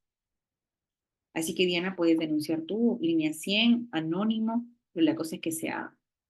Consuelo, doctora, es varón, el supuesto agresor, no existe ninguna relación, es un vecino, correcto. Entonces, Consuelo, ahí no estaríamos dentro de violencia familiar. Recuerda que la ley es violencia familiar e integrantes del grupo familiar, perdón, violencia contra la mujer e integrantes del grupo familiar. El vecino que es golpeado por otros vecinos, si no hay una situación ahí específica de una relación de familiaridad o por su condición de mujer, no hay forma de incorporarlo dentro del ámbito de protección, ¿correcto, Consuelo? Eso sería más, te puedes ir por el tema de lesiones, imaginemos que han sido lesiones graves, eso ya dependerá de que veas el tema del tipo penal, o si no, si hay una lesión menor, sería falta, ¿no? Johnny, ¿en qué caso se puede dar por finalizadas las medidas de protección y cuánto tiempo dura? Johnny, esa es una de las preguntas más usadas que me hacen en clase, doctora. ¿Las medidas de protección caducan? ¿Las medidas de protección prescriben? ¿Las medidas de protección tienen un tiempo determinado? ¿Se puede dictar una medida por un mes, por 2 meses, por 3 meses? Si es que esto se renueva automáticamente, ¿cómo funciona el tiempo de la vigencia de la medida de protección? La vigencia de la medida de protección va a continuar vigente sin tiempo determinado. Recuerda que la única posibilidad de que esas medidas de protección puedan dejarse sin efecto es cuando el juez que las emitió las deje sin efecto bajo una justificación a partir de la realización de una audiencia en el que se puso a analizar en ese momento si es que el nivel de riesgo ha desaparecido. Yo te he preguntado qué tipos de riesgo hay, me has dicho riesgo leve, riesgo moderado y riesgo severo. Doctor, ¿y riesgo severo extremo existe? Recuerda que hay algunas fichas de valoración antiguas que mantienen todavía los 4 tipos: leve, moderado, riesgo y riesgo severo. Sin embargo, solamente tenemos 3, que es leve, moderado y severo. Las fichas también han sido actualizadas, así que hay comisarías que todavía llenan fichas que están desactualizadas, pero solamente tenemos 3. La diferencia entre ellos simplemente está en el tiempo de continuidad que pueda darse un nuevo hecho. En el riesgo leve, la posibilidad de que vuelva a suscitarse puede darse en un periodo bastante lejano, incluso la posibilidad de que ya no se vuelva a dar, y que sea suficiente con el hecho de la denuncia para reprimir el nuevo hecho. En el riesgo moderado, en cambio, la posibilidad es que los episodios sean un poco más cortos, la posibilidad de que vuelva a realizarse el hecho o el tiempo de ocurrencia es a mediano o largo plazo. En cambio, en el riesgo severo, la posibilidad de que se vuelva a repetir es inmediato, incluso de mayor gravedad. ¿Correcto? Entonces, las medidas de protección van a durar lo que tenga que durar, lo que tenga que decidir el juez de violencia. Pregunta para todos los participantes: ¿qué pasa si a nivel de sanción? Recuerda que tenemos 2 ámbitos bien diferenciados, que aquí he puesto una diapositiva para que lo tengas mucho más claro. Estos son tus 2 ámbitos. En el ámbito verde tienes el ámbito de protección, el ámbito en el que yo como juez de violencia voy a dictar de tus medidas siempre y cuando haya habido una audiencia y siempre y cuando hayas respetado el análisis del nivel de riesgo a partir de los ejes de vulnerabilidad y los ejes de peligrosidad. Son 2 ejes que yo tengo que analizar para poder otorgar medidas de protección. Si no identifico esos 2 ejes, no hay forma que yo justifique el nivel de riesgo. El nivel de riesgo no es antojadizo. Tiene que pasar por un proceso de ponderación entre la vulnerabilidad de la víctima y la peligrosidad del denunciado. ¿Qué analizo en vulnerabilidad de víctima? Y ya te lo he dicho, por ejemplo, algo importante que nos dicen sus compañeros: el grupo etario, adulto mayor, que sea una niña, niña, adolescente, también, grupo etario, niño, adolescente, es importante para el tema de vulnerabilidad. Adicional a eso, por ejemplo, podemos identificar que tenga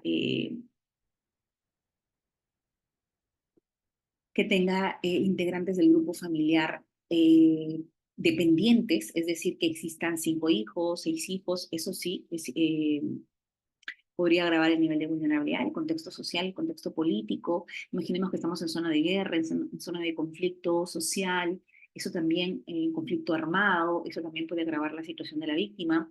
Que se dé una situación de desprotección previa también podría incorporar el nivel de vulnerabilidad. La existencia de personas dependientes, todo lo que sí. Las personas migrantes también, imaginemos que la víctima sea una persona de nacionalidad venezolana que está siendo sometida por su pareja peruana, que le está quitando el pasaporte, que le está diciendo que la va a amenazar con que no enviar dinero a su familia allá, que la tiene sometida bajo amenazas. Entonces, esto podría incrementar el nivel de vulnerabilidad de víctima, ¿correcto?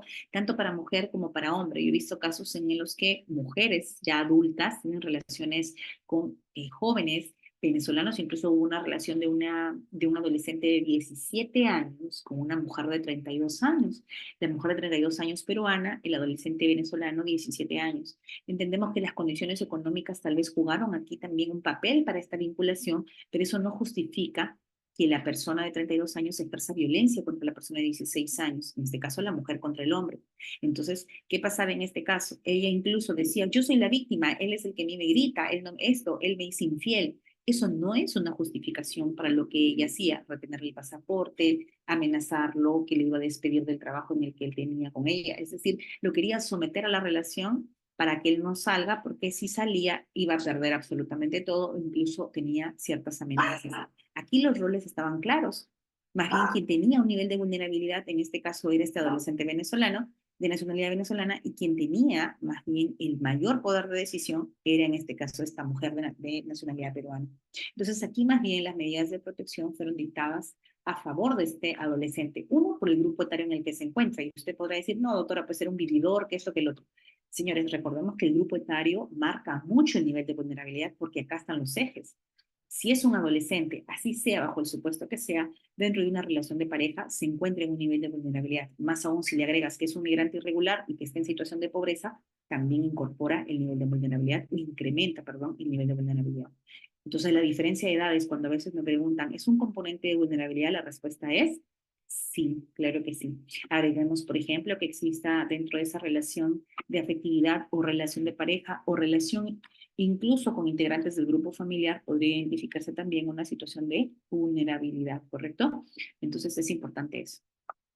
Ahora, en el tema de peligrosidad, podemos determinar también que podremos verificar esa peligrosidad con los antecedentes policiales. Y usted me dice, doctora, pero si el principio de inocencia con un antecedente policial no sería suficiente. A mí me han denunciado y eso ha sido una denuncia falsa, una denuncia calumniosa, luego se ha determinado mi inocencia, etc., etc., por falta de pruebas, lo que fuese, pero recuerda que en protección las reglas son diferentes que en sanción. Yo se lo he dicho desde el inicio de clase, las reglas para protección son diferentes que para sanción. Yo voy a cuidar el principio de inocencia en sanción, pero en protección las reglas para establecer indicios de posibilidad de riesgo, que el riesgo se incrementa, son distintos.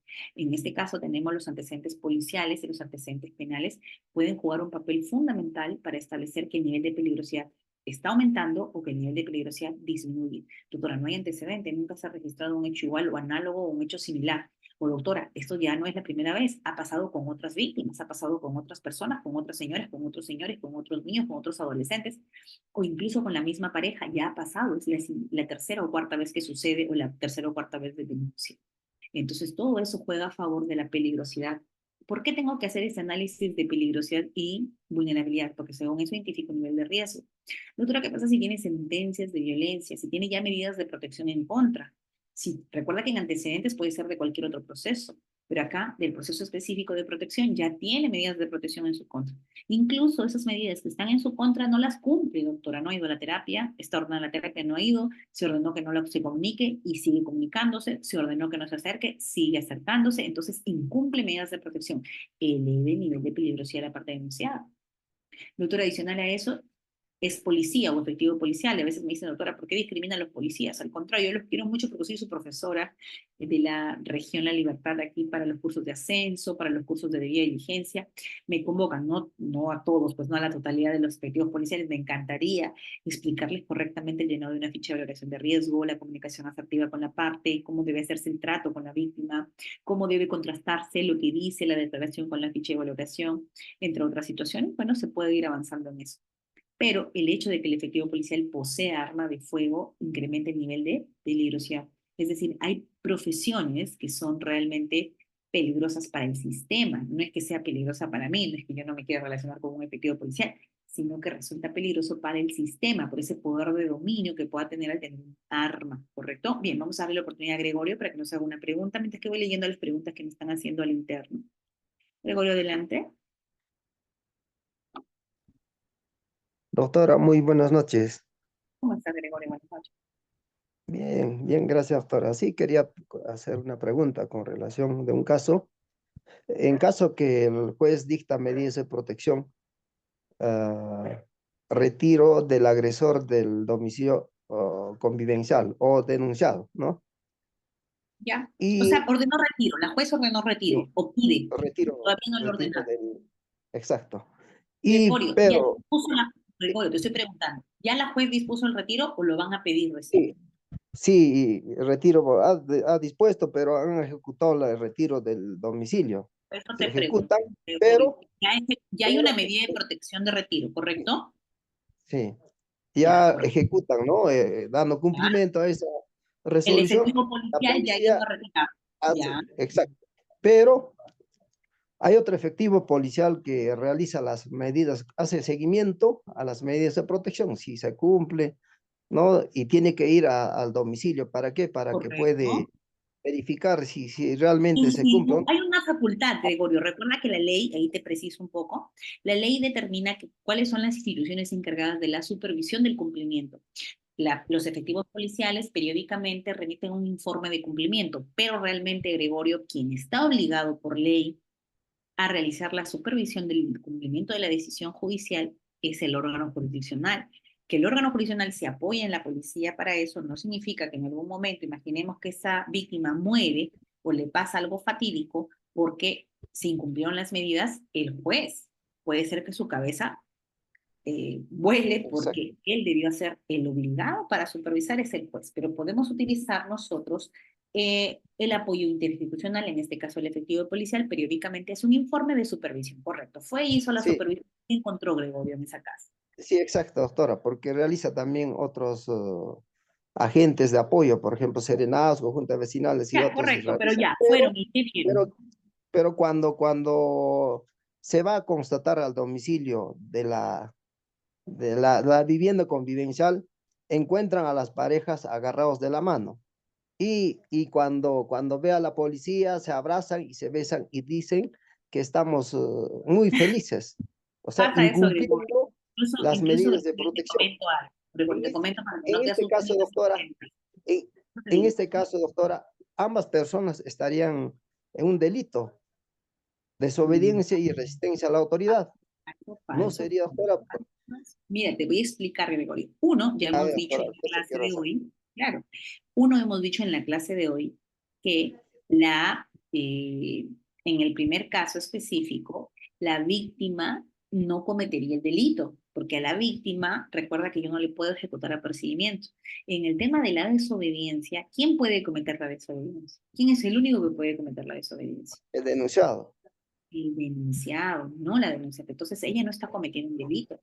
Ello, como te dije, Gregorio, lo que podríamos hacer es ampliar las medidas, incluso incorporar nuevos sujetos. ¿Qué pasa si esa situación del retorno al ciclo de violencia está siendo delante de sus hijos, que son menores de edad, o delante de un adulto mayor que se encuentra en una situación de vulnerabilidad? Y que ese beso y ese abrazo que tú dices es hoy, pero ayer ha habido golpes, arma de fuego, disparos, sangre, lesiones, o anteayer o la vez que se hizo la denuncia. Entonces, eso puede poner en peligro la integridad de los sujetos pasivos, en este caso niños menores de edad que se someten a esta violencia o adultos mayores que se someten a esta violencia en la que les rodea dentro de ese espacio convivencial. Entonces la víctima realmente no estaría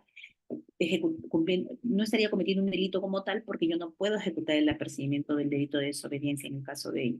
Ahora vamos con el caso del denunciado. ¿Qué es lo que tiene que hacer el efectivo policial ahí?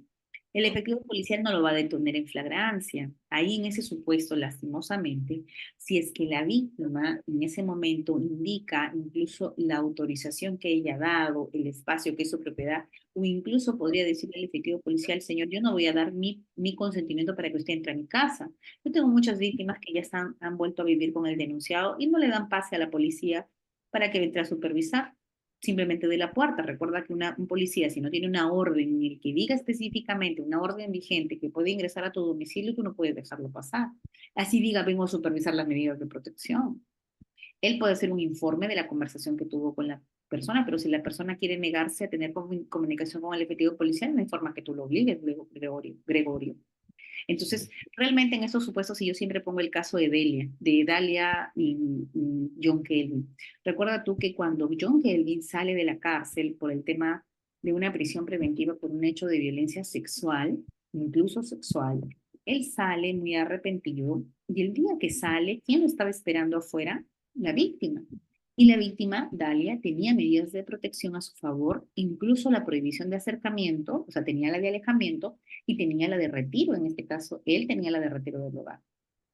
Se sentaron y se fueron a comer con sus abogados, ambas partes incluso, imagínate, y se tomaron una foto los cuantos. Eso cualquier persona hubiera podido denunciarlo por desobediencia a la autoridad, a este caso John Kelly, pero el sistema no está construido de esa manera. Pero sí está construido cuando la víctima maneja como un cierto as bajo la manga esa desobediencia. Yo muchas veces le digo a los abogados que aconsejen a su patrocinado que si la víctima, pese a tener la prohibición, en este caso el denunciado de acercársele o de llamarla o de que regrese a la casa, y el denunciado regresa a la casa sin avisar a la juez, porque tú puedes retomar la relación. Yo no como juez no voy a estar prohibiendo de que tú retomes tu relación.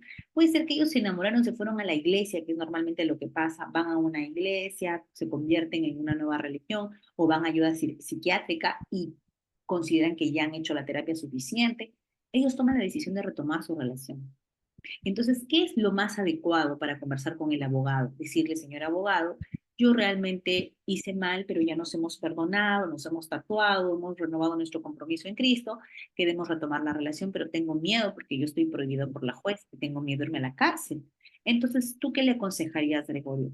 Yo le aconsejaría a mi patrocinado que no hay problema, que sin necesidad de que el proceso penal termine, recuerda que el proceso penal se activó a nivel de fiscalía de manera inicial y tal vez el proceso no se archivó, continuó y está en acusación y ya está en juzgado incluso hasta para juicio oral, pero la fecha de juicio oral está de aquí a un año, puede ser. Entonces, ¿qué haría yo? Le anoticiaría a la juez de protección bajo un criterio. Esa es la respuesta y eso es lo que a veces los abogados no lo utilizan y está dentro de la ley. Ahí está, lo estoy subrayando, la variabilidad. Miren qué importante el criterio de la variabilidad. Esta va a permitir que sin necesidad de que se archive el proceso, que se archive el caso a nivel fiscal, la carpeta, o que el proceso penal termine con una sentencia condenatoria, perdón, con una sentencia absolutoria, tú puedas pedir la variación de la medida incluso en cualquier momento o estadio del proceso. Doctora, usted dictaba la medida de prohibición de que se me acerca y de prohibición de que yo me comunique el mes pasado, pero este mes yo me he dado cuenta que él ya cambió, que él ahora es un hermano en Cristo, que eso es está siguiendo o profesando alguna otra terapia, etc., etc., etc., es un buen padre para mis hijos, yo quiero volver con él. Entonces el denunciado me tiene que pedir a mí la variación de la medida. ¿Y qué me va a decir? Señora juez, yo estoy asistiendo a la terapia, importante para que yo pueda dar variabilidad. Estoy asistiendo a la terapia, mire, acá está mi certificado de salud mental, he cumplido, el terapeuta dice que ya estoy apto, que he ido mejorando progresivamente, tal vez no apto 100%, pero que he ido mejorando, y sobre todo ofrezco el testimonio de la propia víctima en el que indica que la relación ha mejorado. Entonces, si tu audiencia y la víctima me puede decir, doctora, sí, yo le quiero dar una nueva oportunidad, quiero que regrese a mi casa por el bien de mis hijos, etc., etc., etc., etc. Yo estoy en la posibilidad de variar la medida, no todas, no dejarlas en efecto, sino variar, dejar solamente las más genéricas, que está prohibido volverme a insultar, prohibido volverme a golpear, pero eliminar la prohibición de comunicación, la prohibición de acercamiento e incluso la de retiro del hogar, ¿correcto? Esa es una muy buena estrategia cuando vengan a consultarte tus patrocinados por una situación de doctora, ¿y ahora qué hago? Ya me dictaron la medida, ya no hay más que hacer, ya no me dio tiempo para apelar, ya se pasaron los plazos de los 3 días. ¿Qué puedo hacer? Criterio de variabilidad. En cualquier momento del proceso, si se hace 1 año, 2 años, 3 años, que se interpuesto ese proceso de violencia, tú puedes variar la medida en cualquier momento o pedirla mínimamente. Ya va a depender de mí como juez si es que evalúo tu variabilidad o no. ¿Correcto? Muy bien. Ahora, Judy Zambrano nos dice, doctora, si una mujer es agredida por su cuñado, ya, muy bien, entonces te vas artículo 7, ámbito de protección, mujer-cuñado. Recuerda que como la mujer es el sujeto pasivo, puede estar sometida tanto en la regla de mujer durante todo su ciclo de vida como espacio de protección, como sujeto de protección o como integrante del grupo familiar, porque tú me dices que es su cuñado, correcto. Y denuncia cuando ya no tiene marcas, ¿correcto? Ya no tiene marcas visibles. Recuerda que los hechos de violencia no necesariamente tienen que ser denunciados de manera inmediata, pueden ser denunciados de aquí, del año pasado, del anteaño. Yo puedo denunciar siendo adulta un hecho de violencia sexual que ha recaído en mí cuando era adolescente y recién ahora quiero denunciar. Puedo hacerlo. No necesito que sea una fecha próxima. El fiscal lo archiva. Recuerda que la actuación jury de protección es diferente al ámbito de sanción. Las reglas son totalmente diferentes. Te pongo la diapositiva de los ámbitos. Las reglas para el verde es diferente de las reglas para el naranja. En el naranja necesito romper inocencia y para eso necesito pruebas que acrediten. En el ámbito verde necesito indicio razonable, otras reglas de valoración de medios probatorios. Cuando ya no tiene marcas, el fiscal archiva, se presenta una queja incluyendo medios probatorios. Ya, bueno. Eso es una queja que puedas dar a nivel de fiscalía. La respuesta que te puedan dar de fiscalía es una respuesta en el ámbito naranja independientemente del ámbito verde. Así el fiscal lo archive, tu medida de protección sigue vigente hasta que no exista una decisión que deje sin efecto la medida. Yo como ámbito naranja no estoy obligada a cumplir, yo como ámbito verde no estoy obligada a cumplir lo que dice el ámbito naranja, para que lo tengas un poco más claro. Gracias, Diana. Joan nos dice, doctora, buenas noches. En sede fiscal no formaliza y se archiva. ¿Qué sucede con la medida? Joan, justamente estoy dando esa respuesta. Ya se archivó aquí en el ámbito naranja y la rayita roja significa que le vas a poner en conocimiento al juez verde, o sea, el juez de protección, pero eso no significa que el juez de protección de manera inmediata te va a dejar sin efecto las medidas, sino que él puede, en este caso, convocar a audiencia para poder ver si deja sin efecto o tal vez las mantiene. O incluso he visto casos que van por lana y salen trasquilados. Dicen, doctora, pero el fiscal lo archivó. Claro, el fiscal lo archivó por falta de pruebas. Pero en mi caso, yo ya tengo pericia psicológica, yo ya tengo informe psicológico del CEN, que muchas veces el informe psicológico incluso tiene igual valor probatorio que la pericia. Y ya me salió con afectación psicológica, entonces el proceso avanza, ¿correcto? Entonces, en protección va a ser bien difícil tirar abajo esas medidas. Consuelo dice, correcto, muy bien, gracias Consuelo. Lorena me dice, doctora, las medidas de protección se pueden archivar. Recuerda, Lorena, que ya lo hemos dicho, las medidas de protección no se archivan, no caducan, no prescriben. Solamente se pueden dejar sin efecto, pero se dejan sin efecto, Lorena, cuando luego de una audiencia el juez que emitió la decisión evalúa si es que debe continuar o no deben continuar, si deben ser vigentes o ya no deben estar vigentes, si las renueva totalmente o solamente deja algunas vigentes y otras no, porque ya varió el nivel de riesgo. Tal vez cuando emitió la medida el riesgo estaba alto y ahora el riesgo está moderado o ahora el riesgo está leve. Doctora, buenas noches. En algunos casos la víctima quiere retirar su denuncia por violencia. ¿Se puede? ¿Qué dicen ustedes? ¿Puedo retirar las denuncias de violencia? Recuerden la 3378-2019 Tribunal Constitucional. Todos los hechos de violencia son de naturaleza pública, interés público, no es interés privado, por ende no está en tu esfera de decisión retirarlo, porque puede afectar a cualquier otro integrante de la comunidad, de la sociedad, integrante del grupo familiar, etc. No hay posibilidad de retiro de denuncia. Pero sí recuerda, Lorena, que eso, Percy, por favor, me confundí, sí podría pasar la situación de que a nivel fiscal sí se analice que como ya no desea insistir, quiere retirarlo, ya no quiere asistir a la pericia, no quiere asistir al médico legal, no se presenta a nivel de su declaración, ¿no? Ya, eso puede hacer que se archive, pero a nivel fiscal, no a nivel de protección. En protección, así ya no vaya a la audiencia, yo puedo dictar medidas de protección a su favor. Si todos los medios probatorios que tengo a la mano me generan un indicio razonable de que ha sucedido.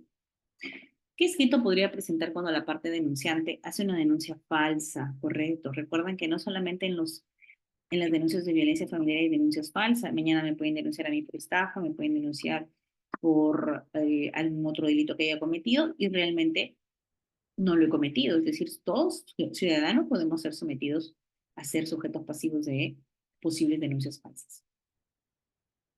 Y la parte denunciada ha tenido que afrontar el caso y este ha causado un perjuicio económico y psicológico en un niño, ya que la psicóloga me está evaluando, me dice que debería ser una contrademanda. Recuerda que la psicóloga no es abogada, o único que sea abogada y psicóloga. ¿Sería esto posible? Tendría que esperar que primero el juez archive. A ver, primero, la presunción de inocencia solo puede ser derrotada con una sentencia condenatoria. Hasta que no existe una sentencia firme que diga que tú eres culpable, tú sigues siendo inocente. Eso no podría generarte una afectación porque todavía estás sometido a un proceso. Que bueno, el impacto de los procesos judiciales en todas las materias son impactos psicológicos muy fuertes a los que nos sometemos. Por eso yo siempre digo, prioricemos la conciliación, prioricemos otros mecanismos alternativos de solución de conflictos, porque los procesos judiciales son altamente estresantes y generan una pérdida de dinero muy grande, ¿correcto? Esto es una maquinaria que hay que mover con el proceso judicial. Pero yo no te podría asegurar, Ana, que lo más adecuado en tu caso sería una contrademanda. Lo que sí podrías hacer es que si tú te sientes afectada por insultos o por agresiones o por cualquier otro hecho de violencia, acoso, hostigamiento, entre otras cosas, puedes denunciar. Indistintamente que te denunciaron ayer, tú el mismo día podrías ser víctima. Puede haber cambios de roles en las denuncias, recuerden. El cambio de roles puede analizarse de manera integral. Bajo qué rol estás prohibido y bajo qué rol no estarías prohibido. Doctor, en caso de que la víctima pasa por cámara Gesell, muy bien, y también tiene ficha de valoración. Las mujeres que son violentadas pasan por cámara Gesell. Ah, ¿en qué caso la víctima pasa por cámara Gesell? Recuerda que la cámara Gesell, sobre todo para menores de edad y también para hechos de violencia sexual o todo lo que tenga que ver con la indemnidad sexual. Y ficha de valoración es llenada indistintamente por cualquier tipo de delito. Solamente identificas sobre quién va a recaer la ficha, ya sea mujer dentro de relación de pareja, ya sea niña ni adolescente o ya sea adulto mayor.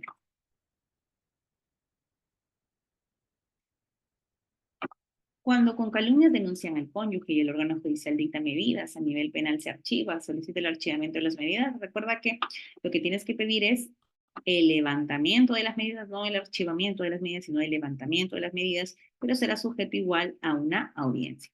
¿Qué pasa si hay medidas de protección por riesgo severo? Imaginemos que hay un riesgo severo, pero analizado a nivel judicial. Ya te dije que no a nivel policial, sino a nivel judicial.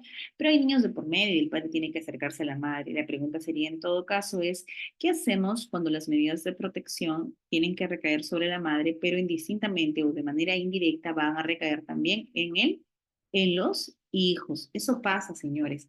Ejemplo claro, prohibición de comunicación del padre, o en este caso del denunciado, contra la víctima. Sin embargo, el denunciado, aparte de ser relación de pareja, también es padre de su hijo. Y su hijo tiene 2 años. Y su hijo no maneja equipo celular. Y si tú le prohíbes comunicación con la madre, no habiendo más integrantes del grupo familiar que coexistan o que cohabitan, también sería una prohibición para que se comunique con su hijo, ¿verdad, Lorena? Entonces, ¿tú crees que el sistema de protección puede permitir una situación en la que a partir de una violencia psicológica, imaginemos, se pueda prohibir también la comunicación con el niño? Tiene que evaluarse. Porque si el niño, por ejemplo, se metió incluso en la pelea y a él incluso también lo golpeó, entonces ahí hay medidas directamente a favor del niño y en contra del padre. Pero si es situación de insultos y el niño nunca escuchó, simplemente el niño estaba ese día con su tía, con su abuelita y pasó esos eventos y se establece la prohibición de comunicación, tenemos que precisar que esa prohibición no puede afectar al niño. Entonces tengo que establecer como juez un abordaje integral para dictar medidas que no afecten al niño. Una fórmula, por ejemplo, que yo mucho utilizo cuando hay niños menores de edad y cuando los riesgos más o menos se pueden manejar, como por ejemplo la amenaza de muerte, ahí sí no hay posibilidad, pero una amenaza de muerte que tenga más o menos no solo un indicio razonable, sino ya casi un nivel de acreditación. ¿Por qué? Porque podría priorizar, por ejemplo, de que el padre pueda tener comunicación con la madre, pero solamente relacionada con el tema de los hijos, pese a que hay una directiva, la 007-2022, que prohíbe que la medida de protección se indique que se mantenga, que se dé la prohibición de comunicación, pero cuando se establece salvo excepción de la comunicación con los hijos, porque a veces el padre puede instrumentalizar, o el denunciado, en este caso que también es padre, puede instrumentalizar esa medida para tener información de la víctima, como por ejemplo, a las 11 de la noche, quiero hablar con mi hijo. Y es porque realmente quiero saber qué está haciendo a las 11 de la noche, no porque quiero ver qué hace mi hijo a las 11 de la noche si tiene 2 años, a esa hora está durmiendo. Entonces, esas situaciones tienen que evaluarse dentro de contextos. Yo lo que puedo hacer siempre, Lorena, es analizar la progresividad. Es otro de los criterios importantes dentro de la emisión de medidas de protección. Recuerda que la dinámica familiar es constante. Es decir, no porque hoy pasó eso, mañana va a seguir pasando. Puede ser que pase el doble o puede ser que pase el -1. Entonces, la idea es que se vaya supervisando las medidas y se vaya adecuando a los niveles de riesgo. Entonces, la posibilidad de que el efecto negativo pueda recaer en un niño, en un adolescente, es alta. Por eso tengo que evitar medidas que realmente sean integrales y medidas que no sean las más tajantes de frente. Eliminar la comunicación, acercamiento, etc. No puede necesariamente. Si bien es cierto, puedo evitar cautelares, Lorena, como por ejemplo, si ella quiere comunicarse con él por el tema de los alimentos, o el único medio es el tema de los alimentos, puedo fijar un monto con una anticipada a un número de cuenta y nos evitamos el tema y solo la comunicación sería ya aboné y punto.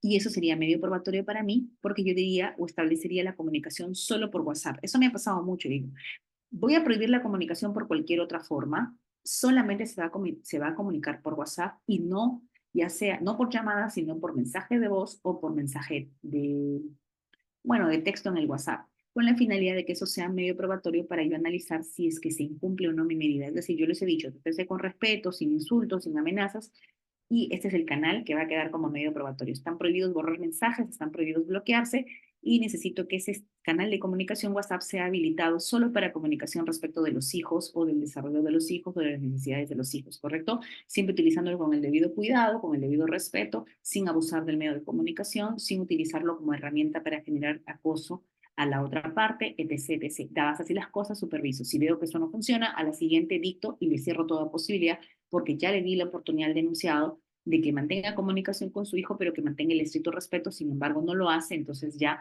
de manera gradual voy incorporando, incrementando mis medidas de protección limitativas. Eso sí es posible.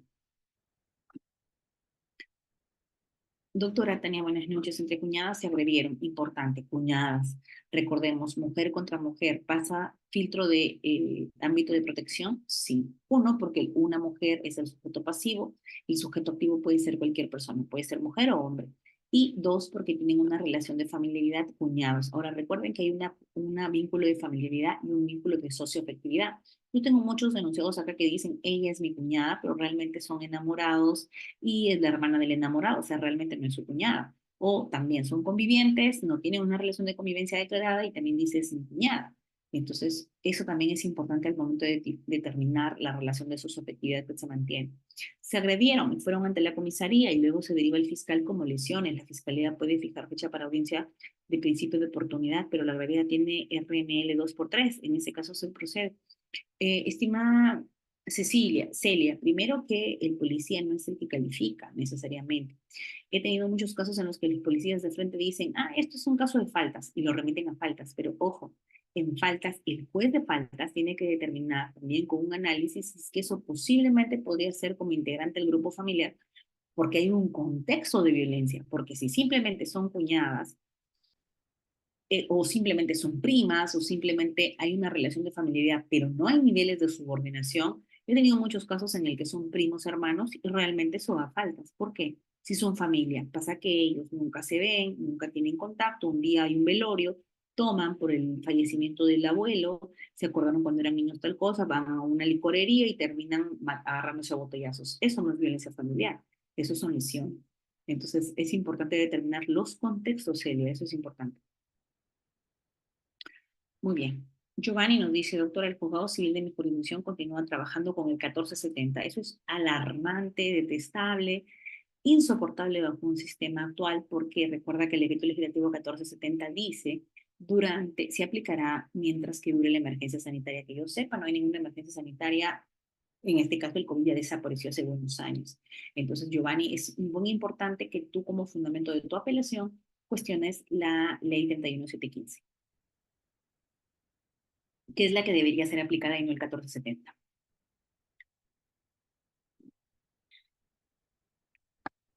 Como policía, Giovanni, claro que sí, tú puedes enviar hasta un oficio, Giovanni.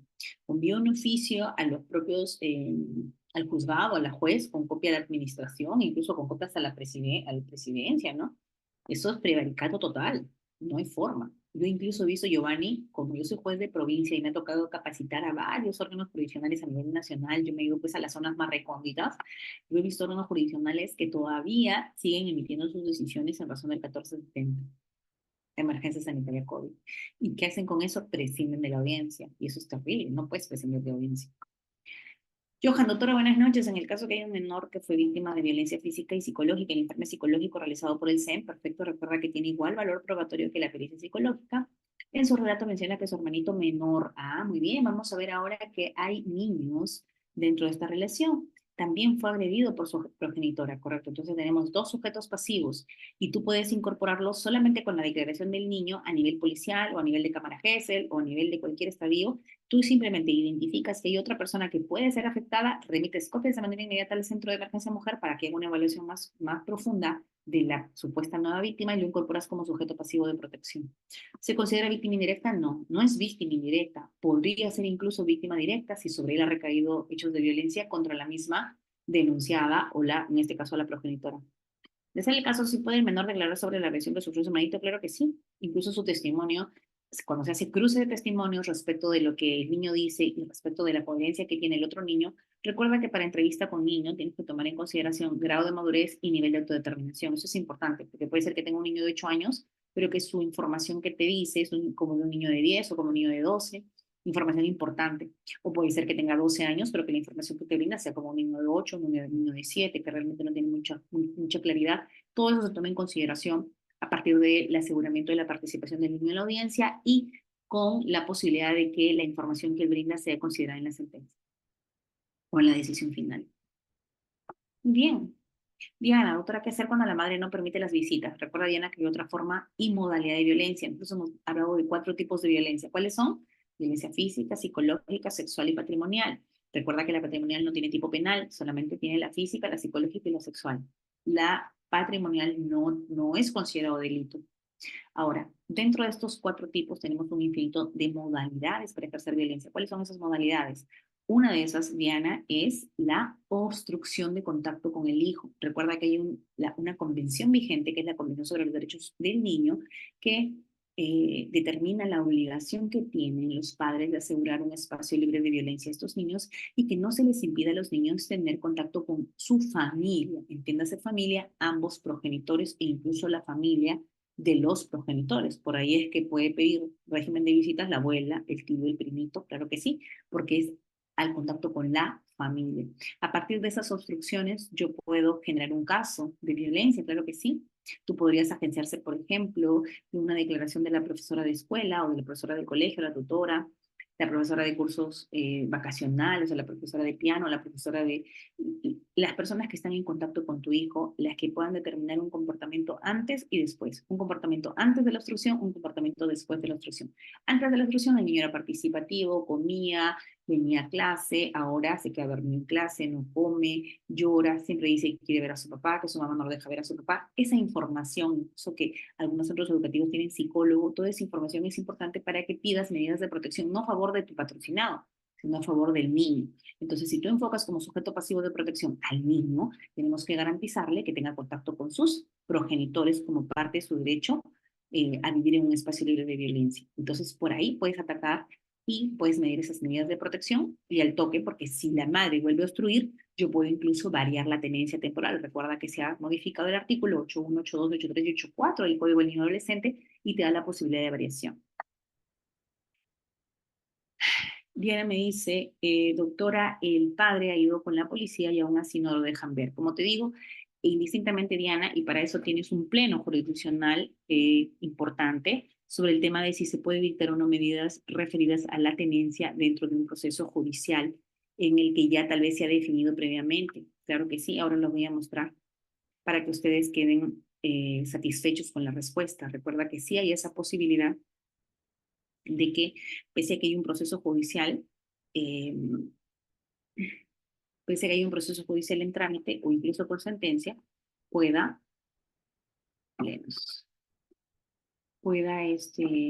dictarse medidas de protección que puedan dictar medidas cautelares al final, y con las medidas cautelares se puede dictar una variación de la tenencia temporal. A ver, vamos a ver lo que es este.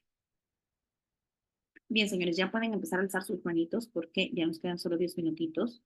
Voy a compartirles la ponencia que les estaba diciendo, el pleno que les estaba mencionando, para que ustedes lo tengan súper claro en el tema de la posibilidad de que puedan dictarse medidas cautelares. Aquí lo tengo, voy a compartir la pantalla ahorita. Señores, también decirles que ustedes pueden seguirme en redes sociales, me encuentran como Tania Bocanegra Risco. Ahí viene un saludito el día de hoy. Recuerden que hoy estamos con el día conmemorativo del Día Internacional de la Jueza. Nos han hecho varias ceremonias hoy día, por eso mi cara está un poco así cansada de todo el día de actividades que hemos tenido. Y acá les estoy compartiendo este pleno del 2 y 3 de diciembre en el que la pregunta expresa fue esa pregunta que nos hace Diana. Doctora, ¿qué pasa si hay un proceso judicial ya en el que se está tramitando el hecho específico de la tenencia, o que incluso hay un régimen de visitas, o que hay obstrucciones al régimen de visitas? ¿Puede la juez de violencia abrir esa puerta y cambiar y variar la situación de manera inmediata? Claro que puede hacerlo, pero vas a tener que enmarcarlo dentro de un proceso de violencia psicológica, pero que está recayendo violencia en el niño. No lo vayas a hacer por tu patrocinado el padre, porque si tú vas con ese texto del derecho del padre a tener contacto con el niño, no. El derecho del niño de tener contacto con el padre. Enfoca mejor tu estrategia y adicional de eso tienes que tener dos circunstancias especiales, que es poner en riesgo la vida o poner en riesgo la integridad. En el tema de la vida podrías decir, doctora, su mamá lo golpea, su mamá lo expone a que altas horas de la noche, etc., etc. O si no, su mamá no quiere que yo lo vea porque no quiere que vea las lesiones que quedan en su cuerpito, porque la golpea cuando la baña, etc., etc., etc., etc. La posibilidad de que su nueva pareja también sea un posible agresor, que le ha hecho tocamientos indebidos. Cualquier situación de esas podría poner en alerta al juzgado. Ojo, no simplemente son los dichos. Recuerda que acá juegan mucho los nuevos probatorios. Bien, ¿alguien más que desea hacer alguna pregunta, por favor? Creo que ya terminamos, porque si no, vayan alzando la mano y voy leyendo algunas preguntas. ¿Qué sanción puede tener? Recuerda que nosotros no vemos sanción, nosotros somos protección. Un sujeto a nivel fiscal, si los padres de una menor de 12 años denuncian a un sujeto de 20 años, bueno, realmente aquí tendría que ser un adolescente y un mayor de edad, porque no varía que tenga 12, 13 o 20, 21, 22. Y si hubo relaciones sexuales, señores, recuerda que el consentimiento no se evalúa cuando hay menos de 12 años. Ya hemos visto la clase pasada, Ana, de la autonomía sexual. La autonomía sexual en adolescentes se da a partir de los 14 años. Giovanni Prada dice que en casos de violencia física en un varón a su pareja, mujer, se considera violencia mutua. Recuerda que hay agresiones mutuas, no hay violencia mutua, hay agresiones mutuas, de que muchas veces la policía detiene a ambos porque también se defiende. Una cosa es la defensa o la legítima defensa, que se podría dar en el ámbito penal, y otra cosa es la reacción a la lesión. Es decir, yo te tiro una cachetada, tú te defiendes porque le tiras dos o porque le tiras una. No, así no funciona el sistema de protección, ¿correcto? No hay justificación para la reacción de la violencia. ¿Qué podría hacer la víctima que fue violentada y su caso lo archivaron el año pasado? Si ya está archivado a nivel fiscal, recuerda que las medidas de protección siguen vigentes. Ahora, si ya la víctima no quiere actuar a nivel fiscal, ya no hay más forma. Ese proceso cae, pero cae a nivel penal, no cae a nivel de protección.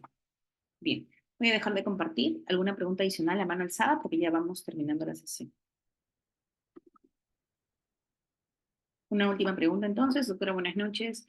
¿Qué pasa si la gravedad denuncia violencia familiar por agresión física? Sin embargo, en el examen de ambos resultado para el denunciado sale con un día de más y la menor arroja un día menos.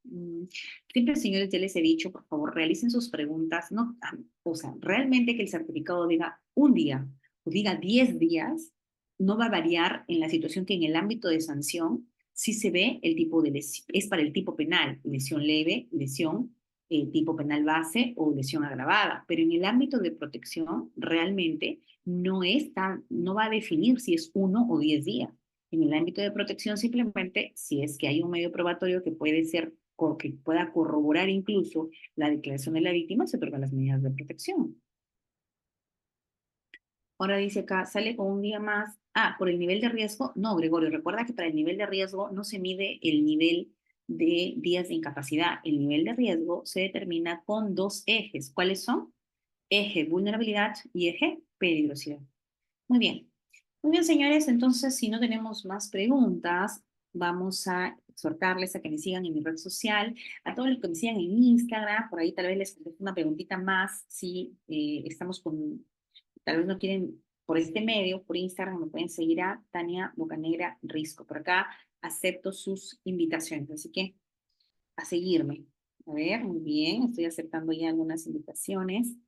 Como Tania Bocanegra en Instagram. Muchísimas gracias. Saúl me estaba deseando un feliz día por el Día Internacional de las Juezas. Muchísimas gracias. Ahí pueden ver mis reels, pueden ver varias ceremonias que hemos. Lorena, Tania Bocanegra Risco, así. Tania Bocanegra Risco. Es más, lo voy a escribir. A ver, Lorena, para conectarnos, para poder conversar en algunas preguntas que yo hago a nivel de modificatorias. Cuando se modifica algo, yo al toque hago un reel y les planteo algunos supuestos. Así que por ahí vayan a revisar mi red social que la utilizo sobre todo para comunicar algunos casos de cambios normativos. Recuerden que este año ha habido varios cambios. El 8 de enero del año 2025, o sea, ahorita nomás despertamos con la incorporación de nuevos principios del derecho de familia en una norma de naturaleza adjetiva, en una norma de naturaleza sustantiva, y todos alarmados, así, doctora, ¿qué está pasando? Es el fin del mundo, ¿cómo se va a modificar el Código Civil en el artículo 232 si se han incorporado principios que son adjetivos? Pero por ahí van a encontrar en mi reel mi explicación a ese caso. Señora, muchísimas gracias, gracias Percy, gracias Lorena, a ver, vamos a verificar a Lorena si me puede seguir. Muy bien, sí, efectivamente, Lorena, te agradezco, muchísimas gracias. Ahí está Keila también, gracias. Lip M121, muchas gracias. Vallejo.pilar también, me acaba de seguir. Muchísimas gracias. Gracias, señores, por su tiempo. Espero que les haya servido. El material ya va a estar en la plataforma. Disculpen, la clase pasada el material todavía estaba pendiente, pero hoy ya voy a enviar el material completo en una sola diapositiva a los dos. Muchísimas gracias, señores. Que tengan una bonita noche. Nos vemos próximamente. Gracias, Diana. Gracias por seguirme. Chao. Señores, recuerden que voy a estar en Cusco. No sé si ustedes están en el Cusco, algunos de ustedes. Voy a estar la segunda semana o la segunda semana, voy a publicar estos días.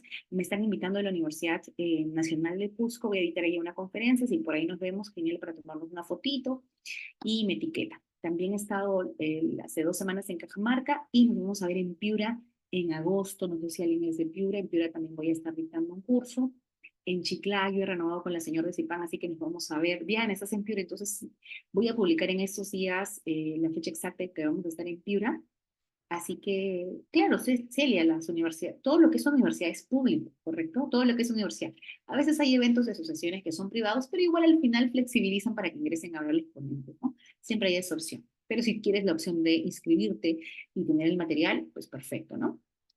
Así que vamos a estar atentos. Ya tengo confirmado Cusco, tengo confirmado Piura, Trujillo también. Yo vivo en Trujillo, pero se viene un evento en marzo, fin de marzo. Viene Romy Chan, viene también el doctor Jefferson Moreno, creo.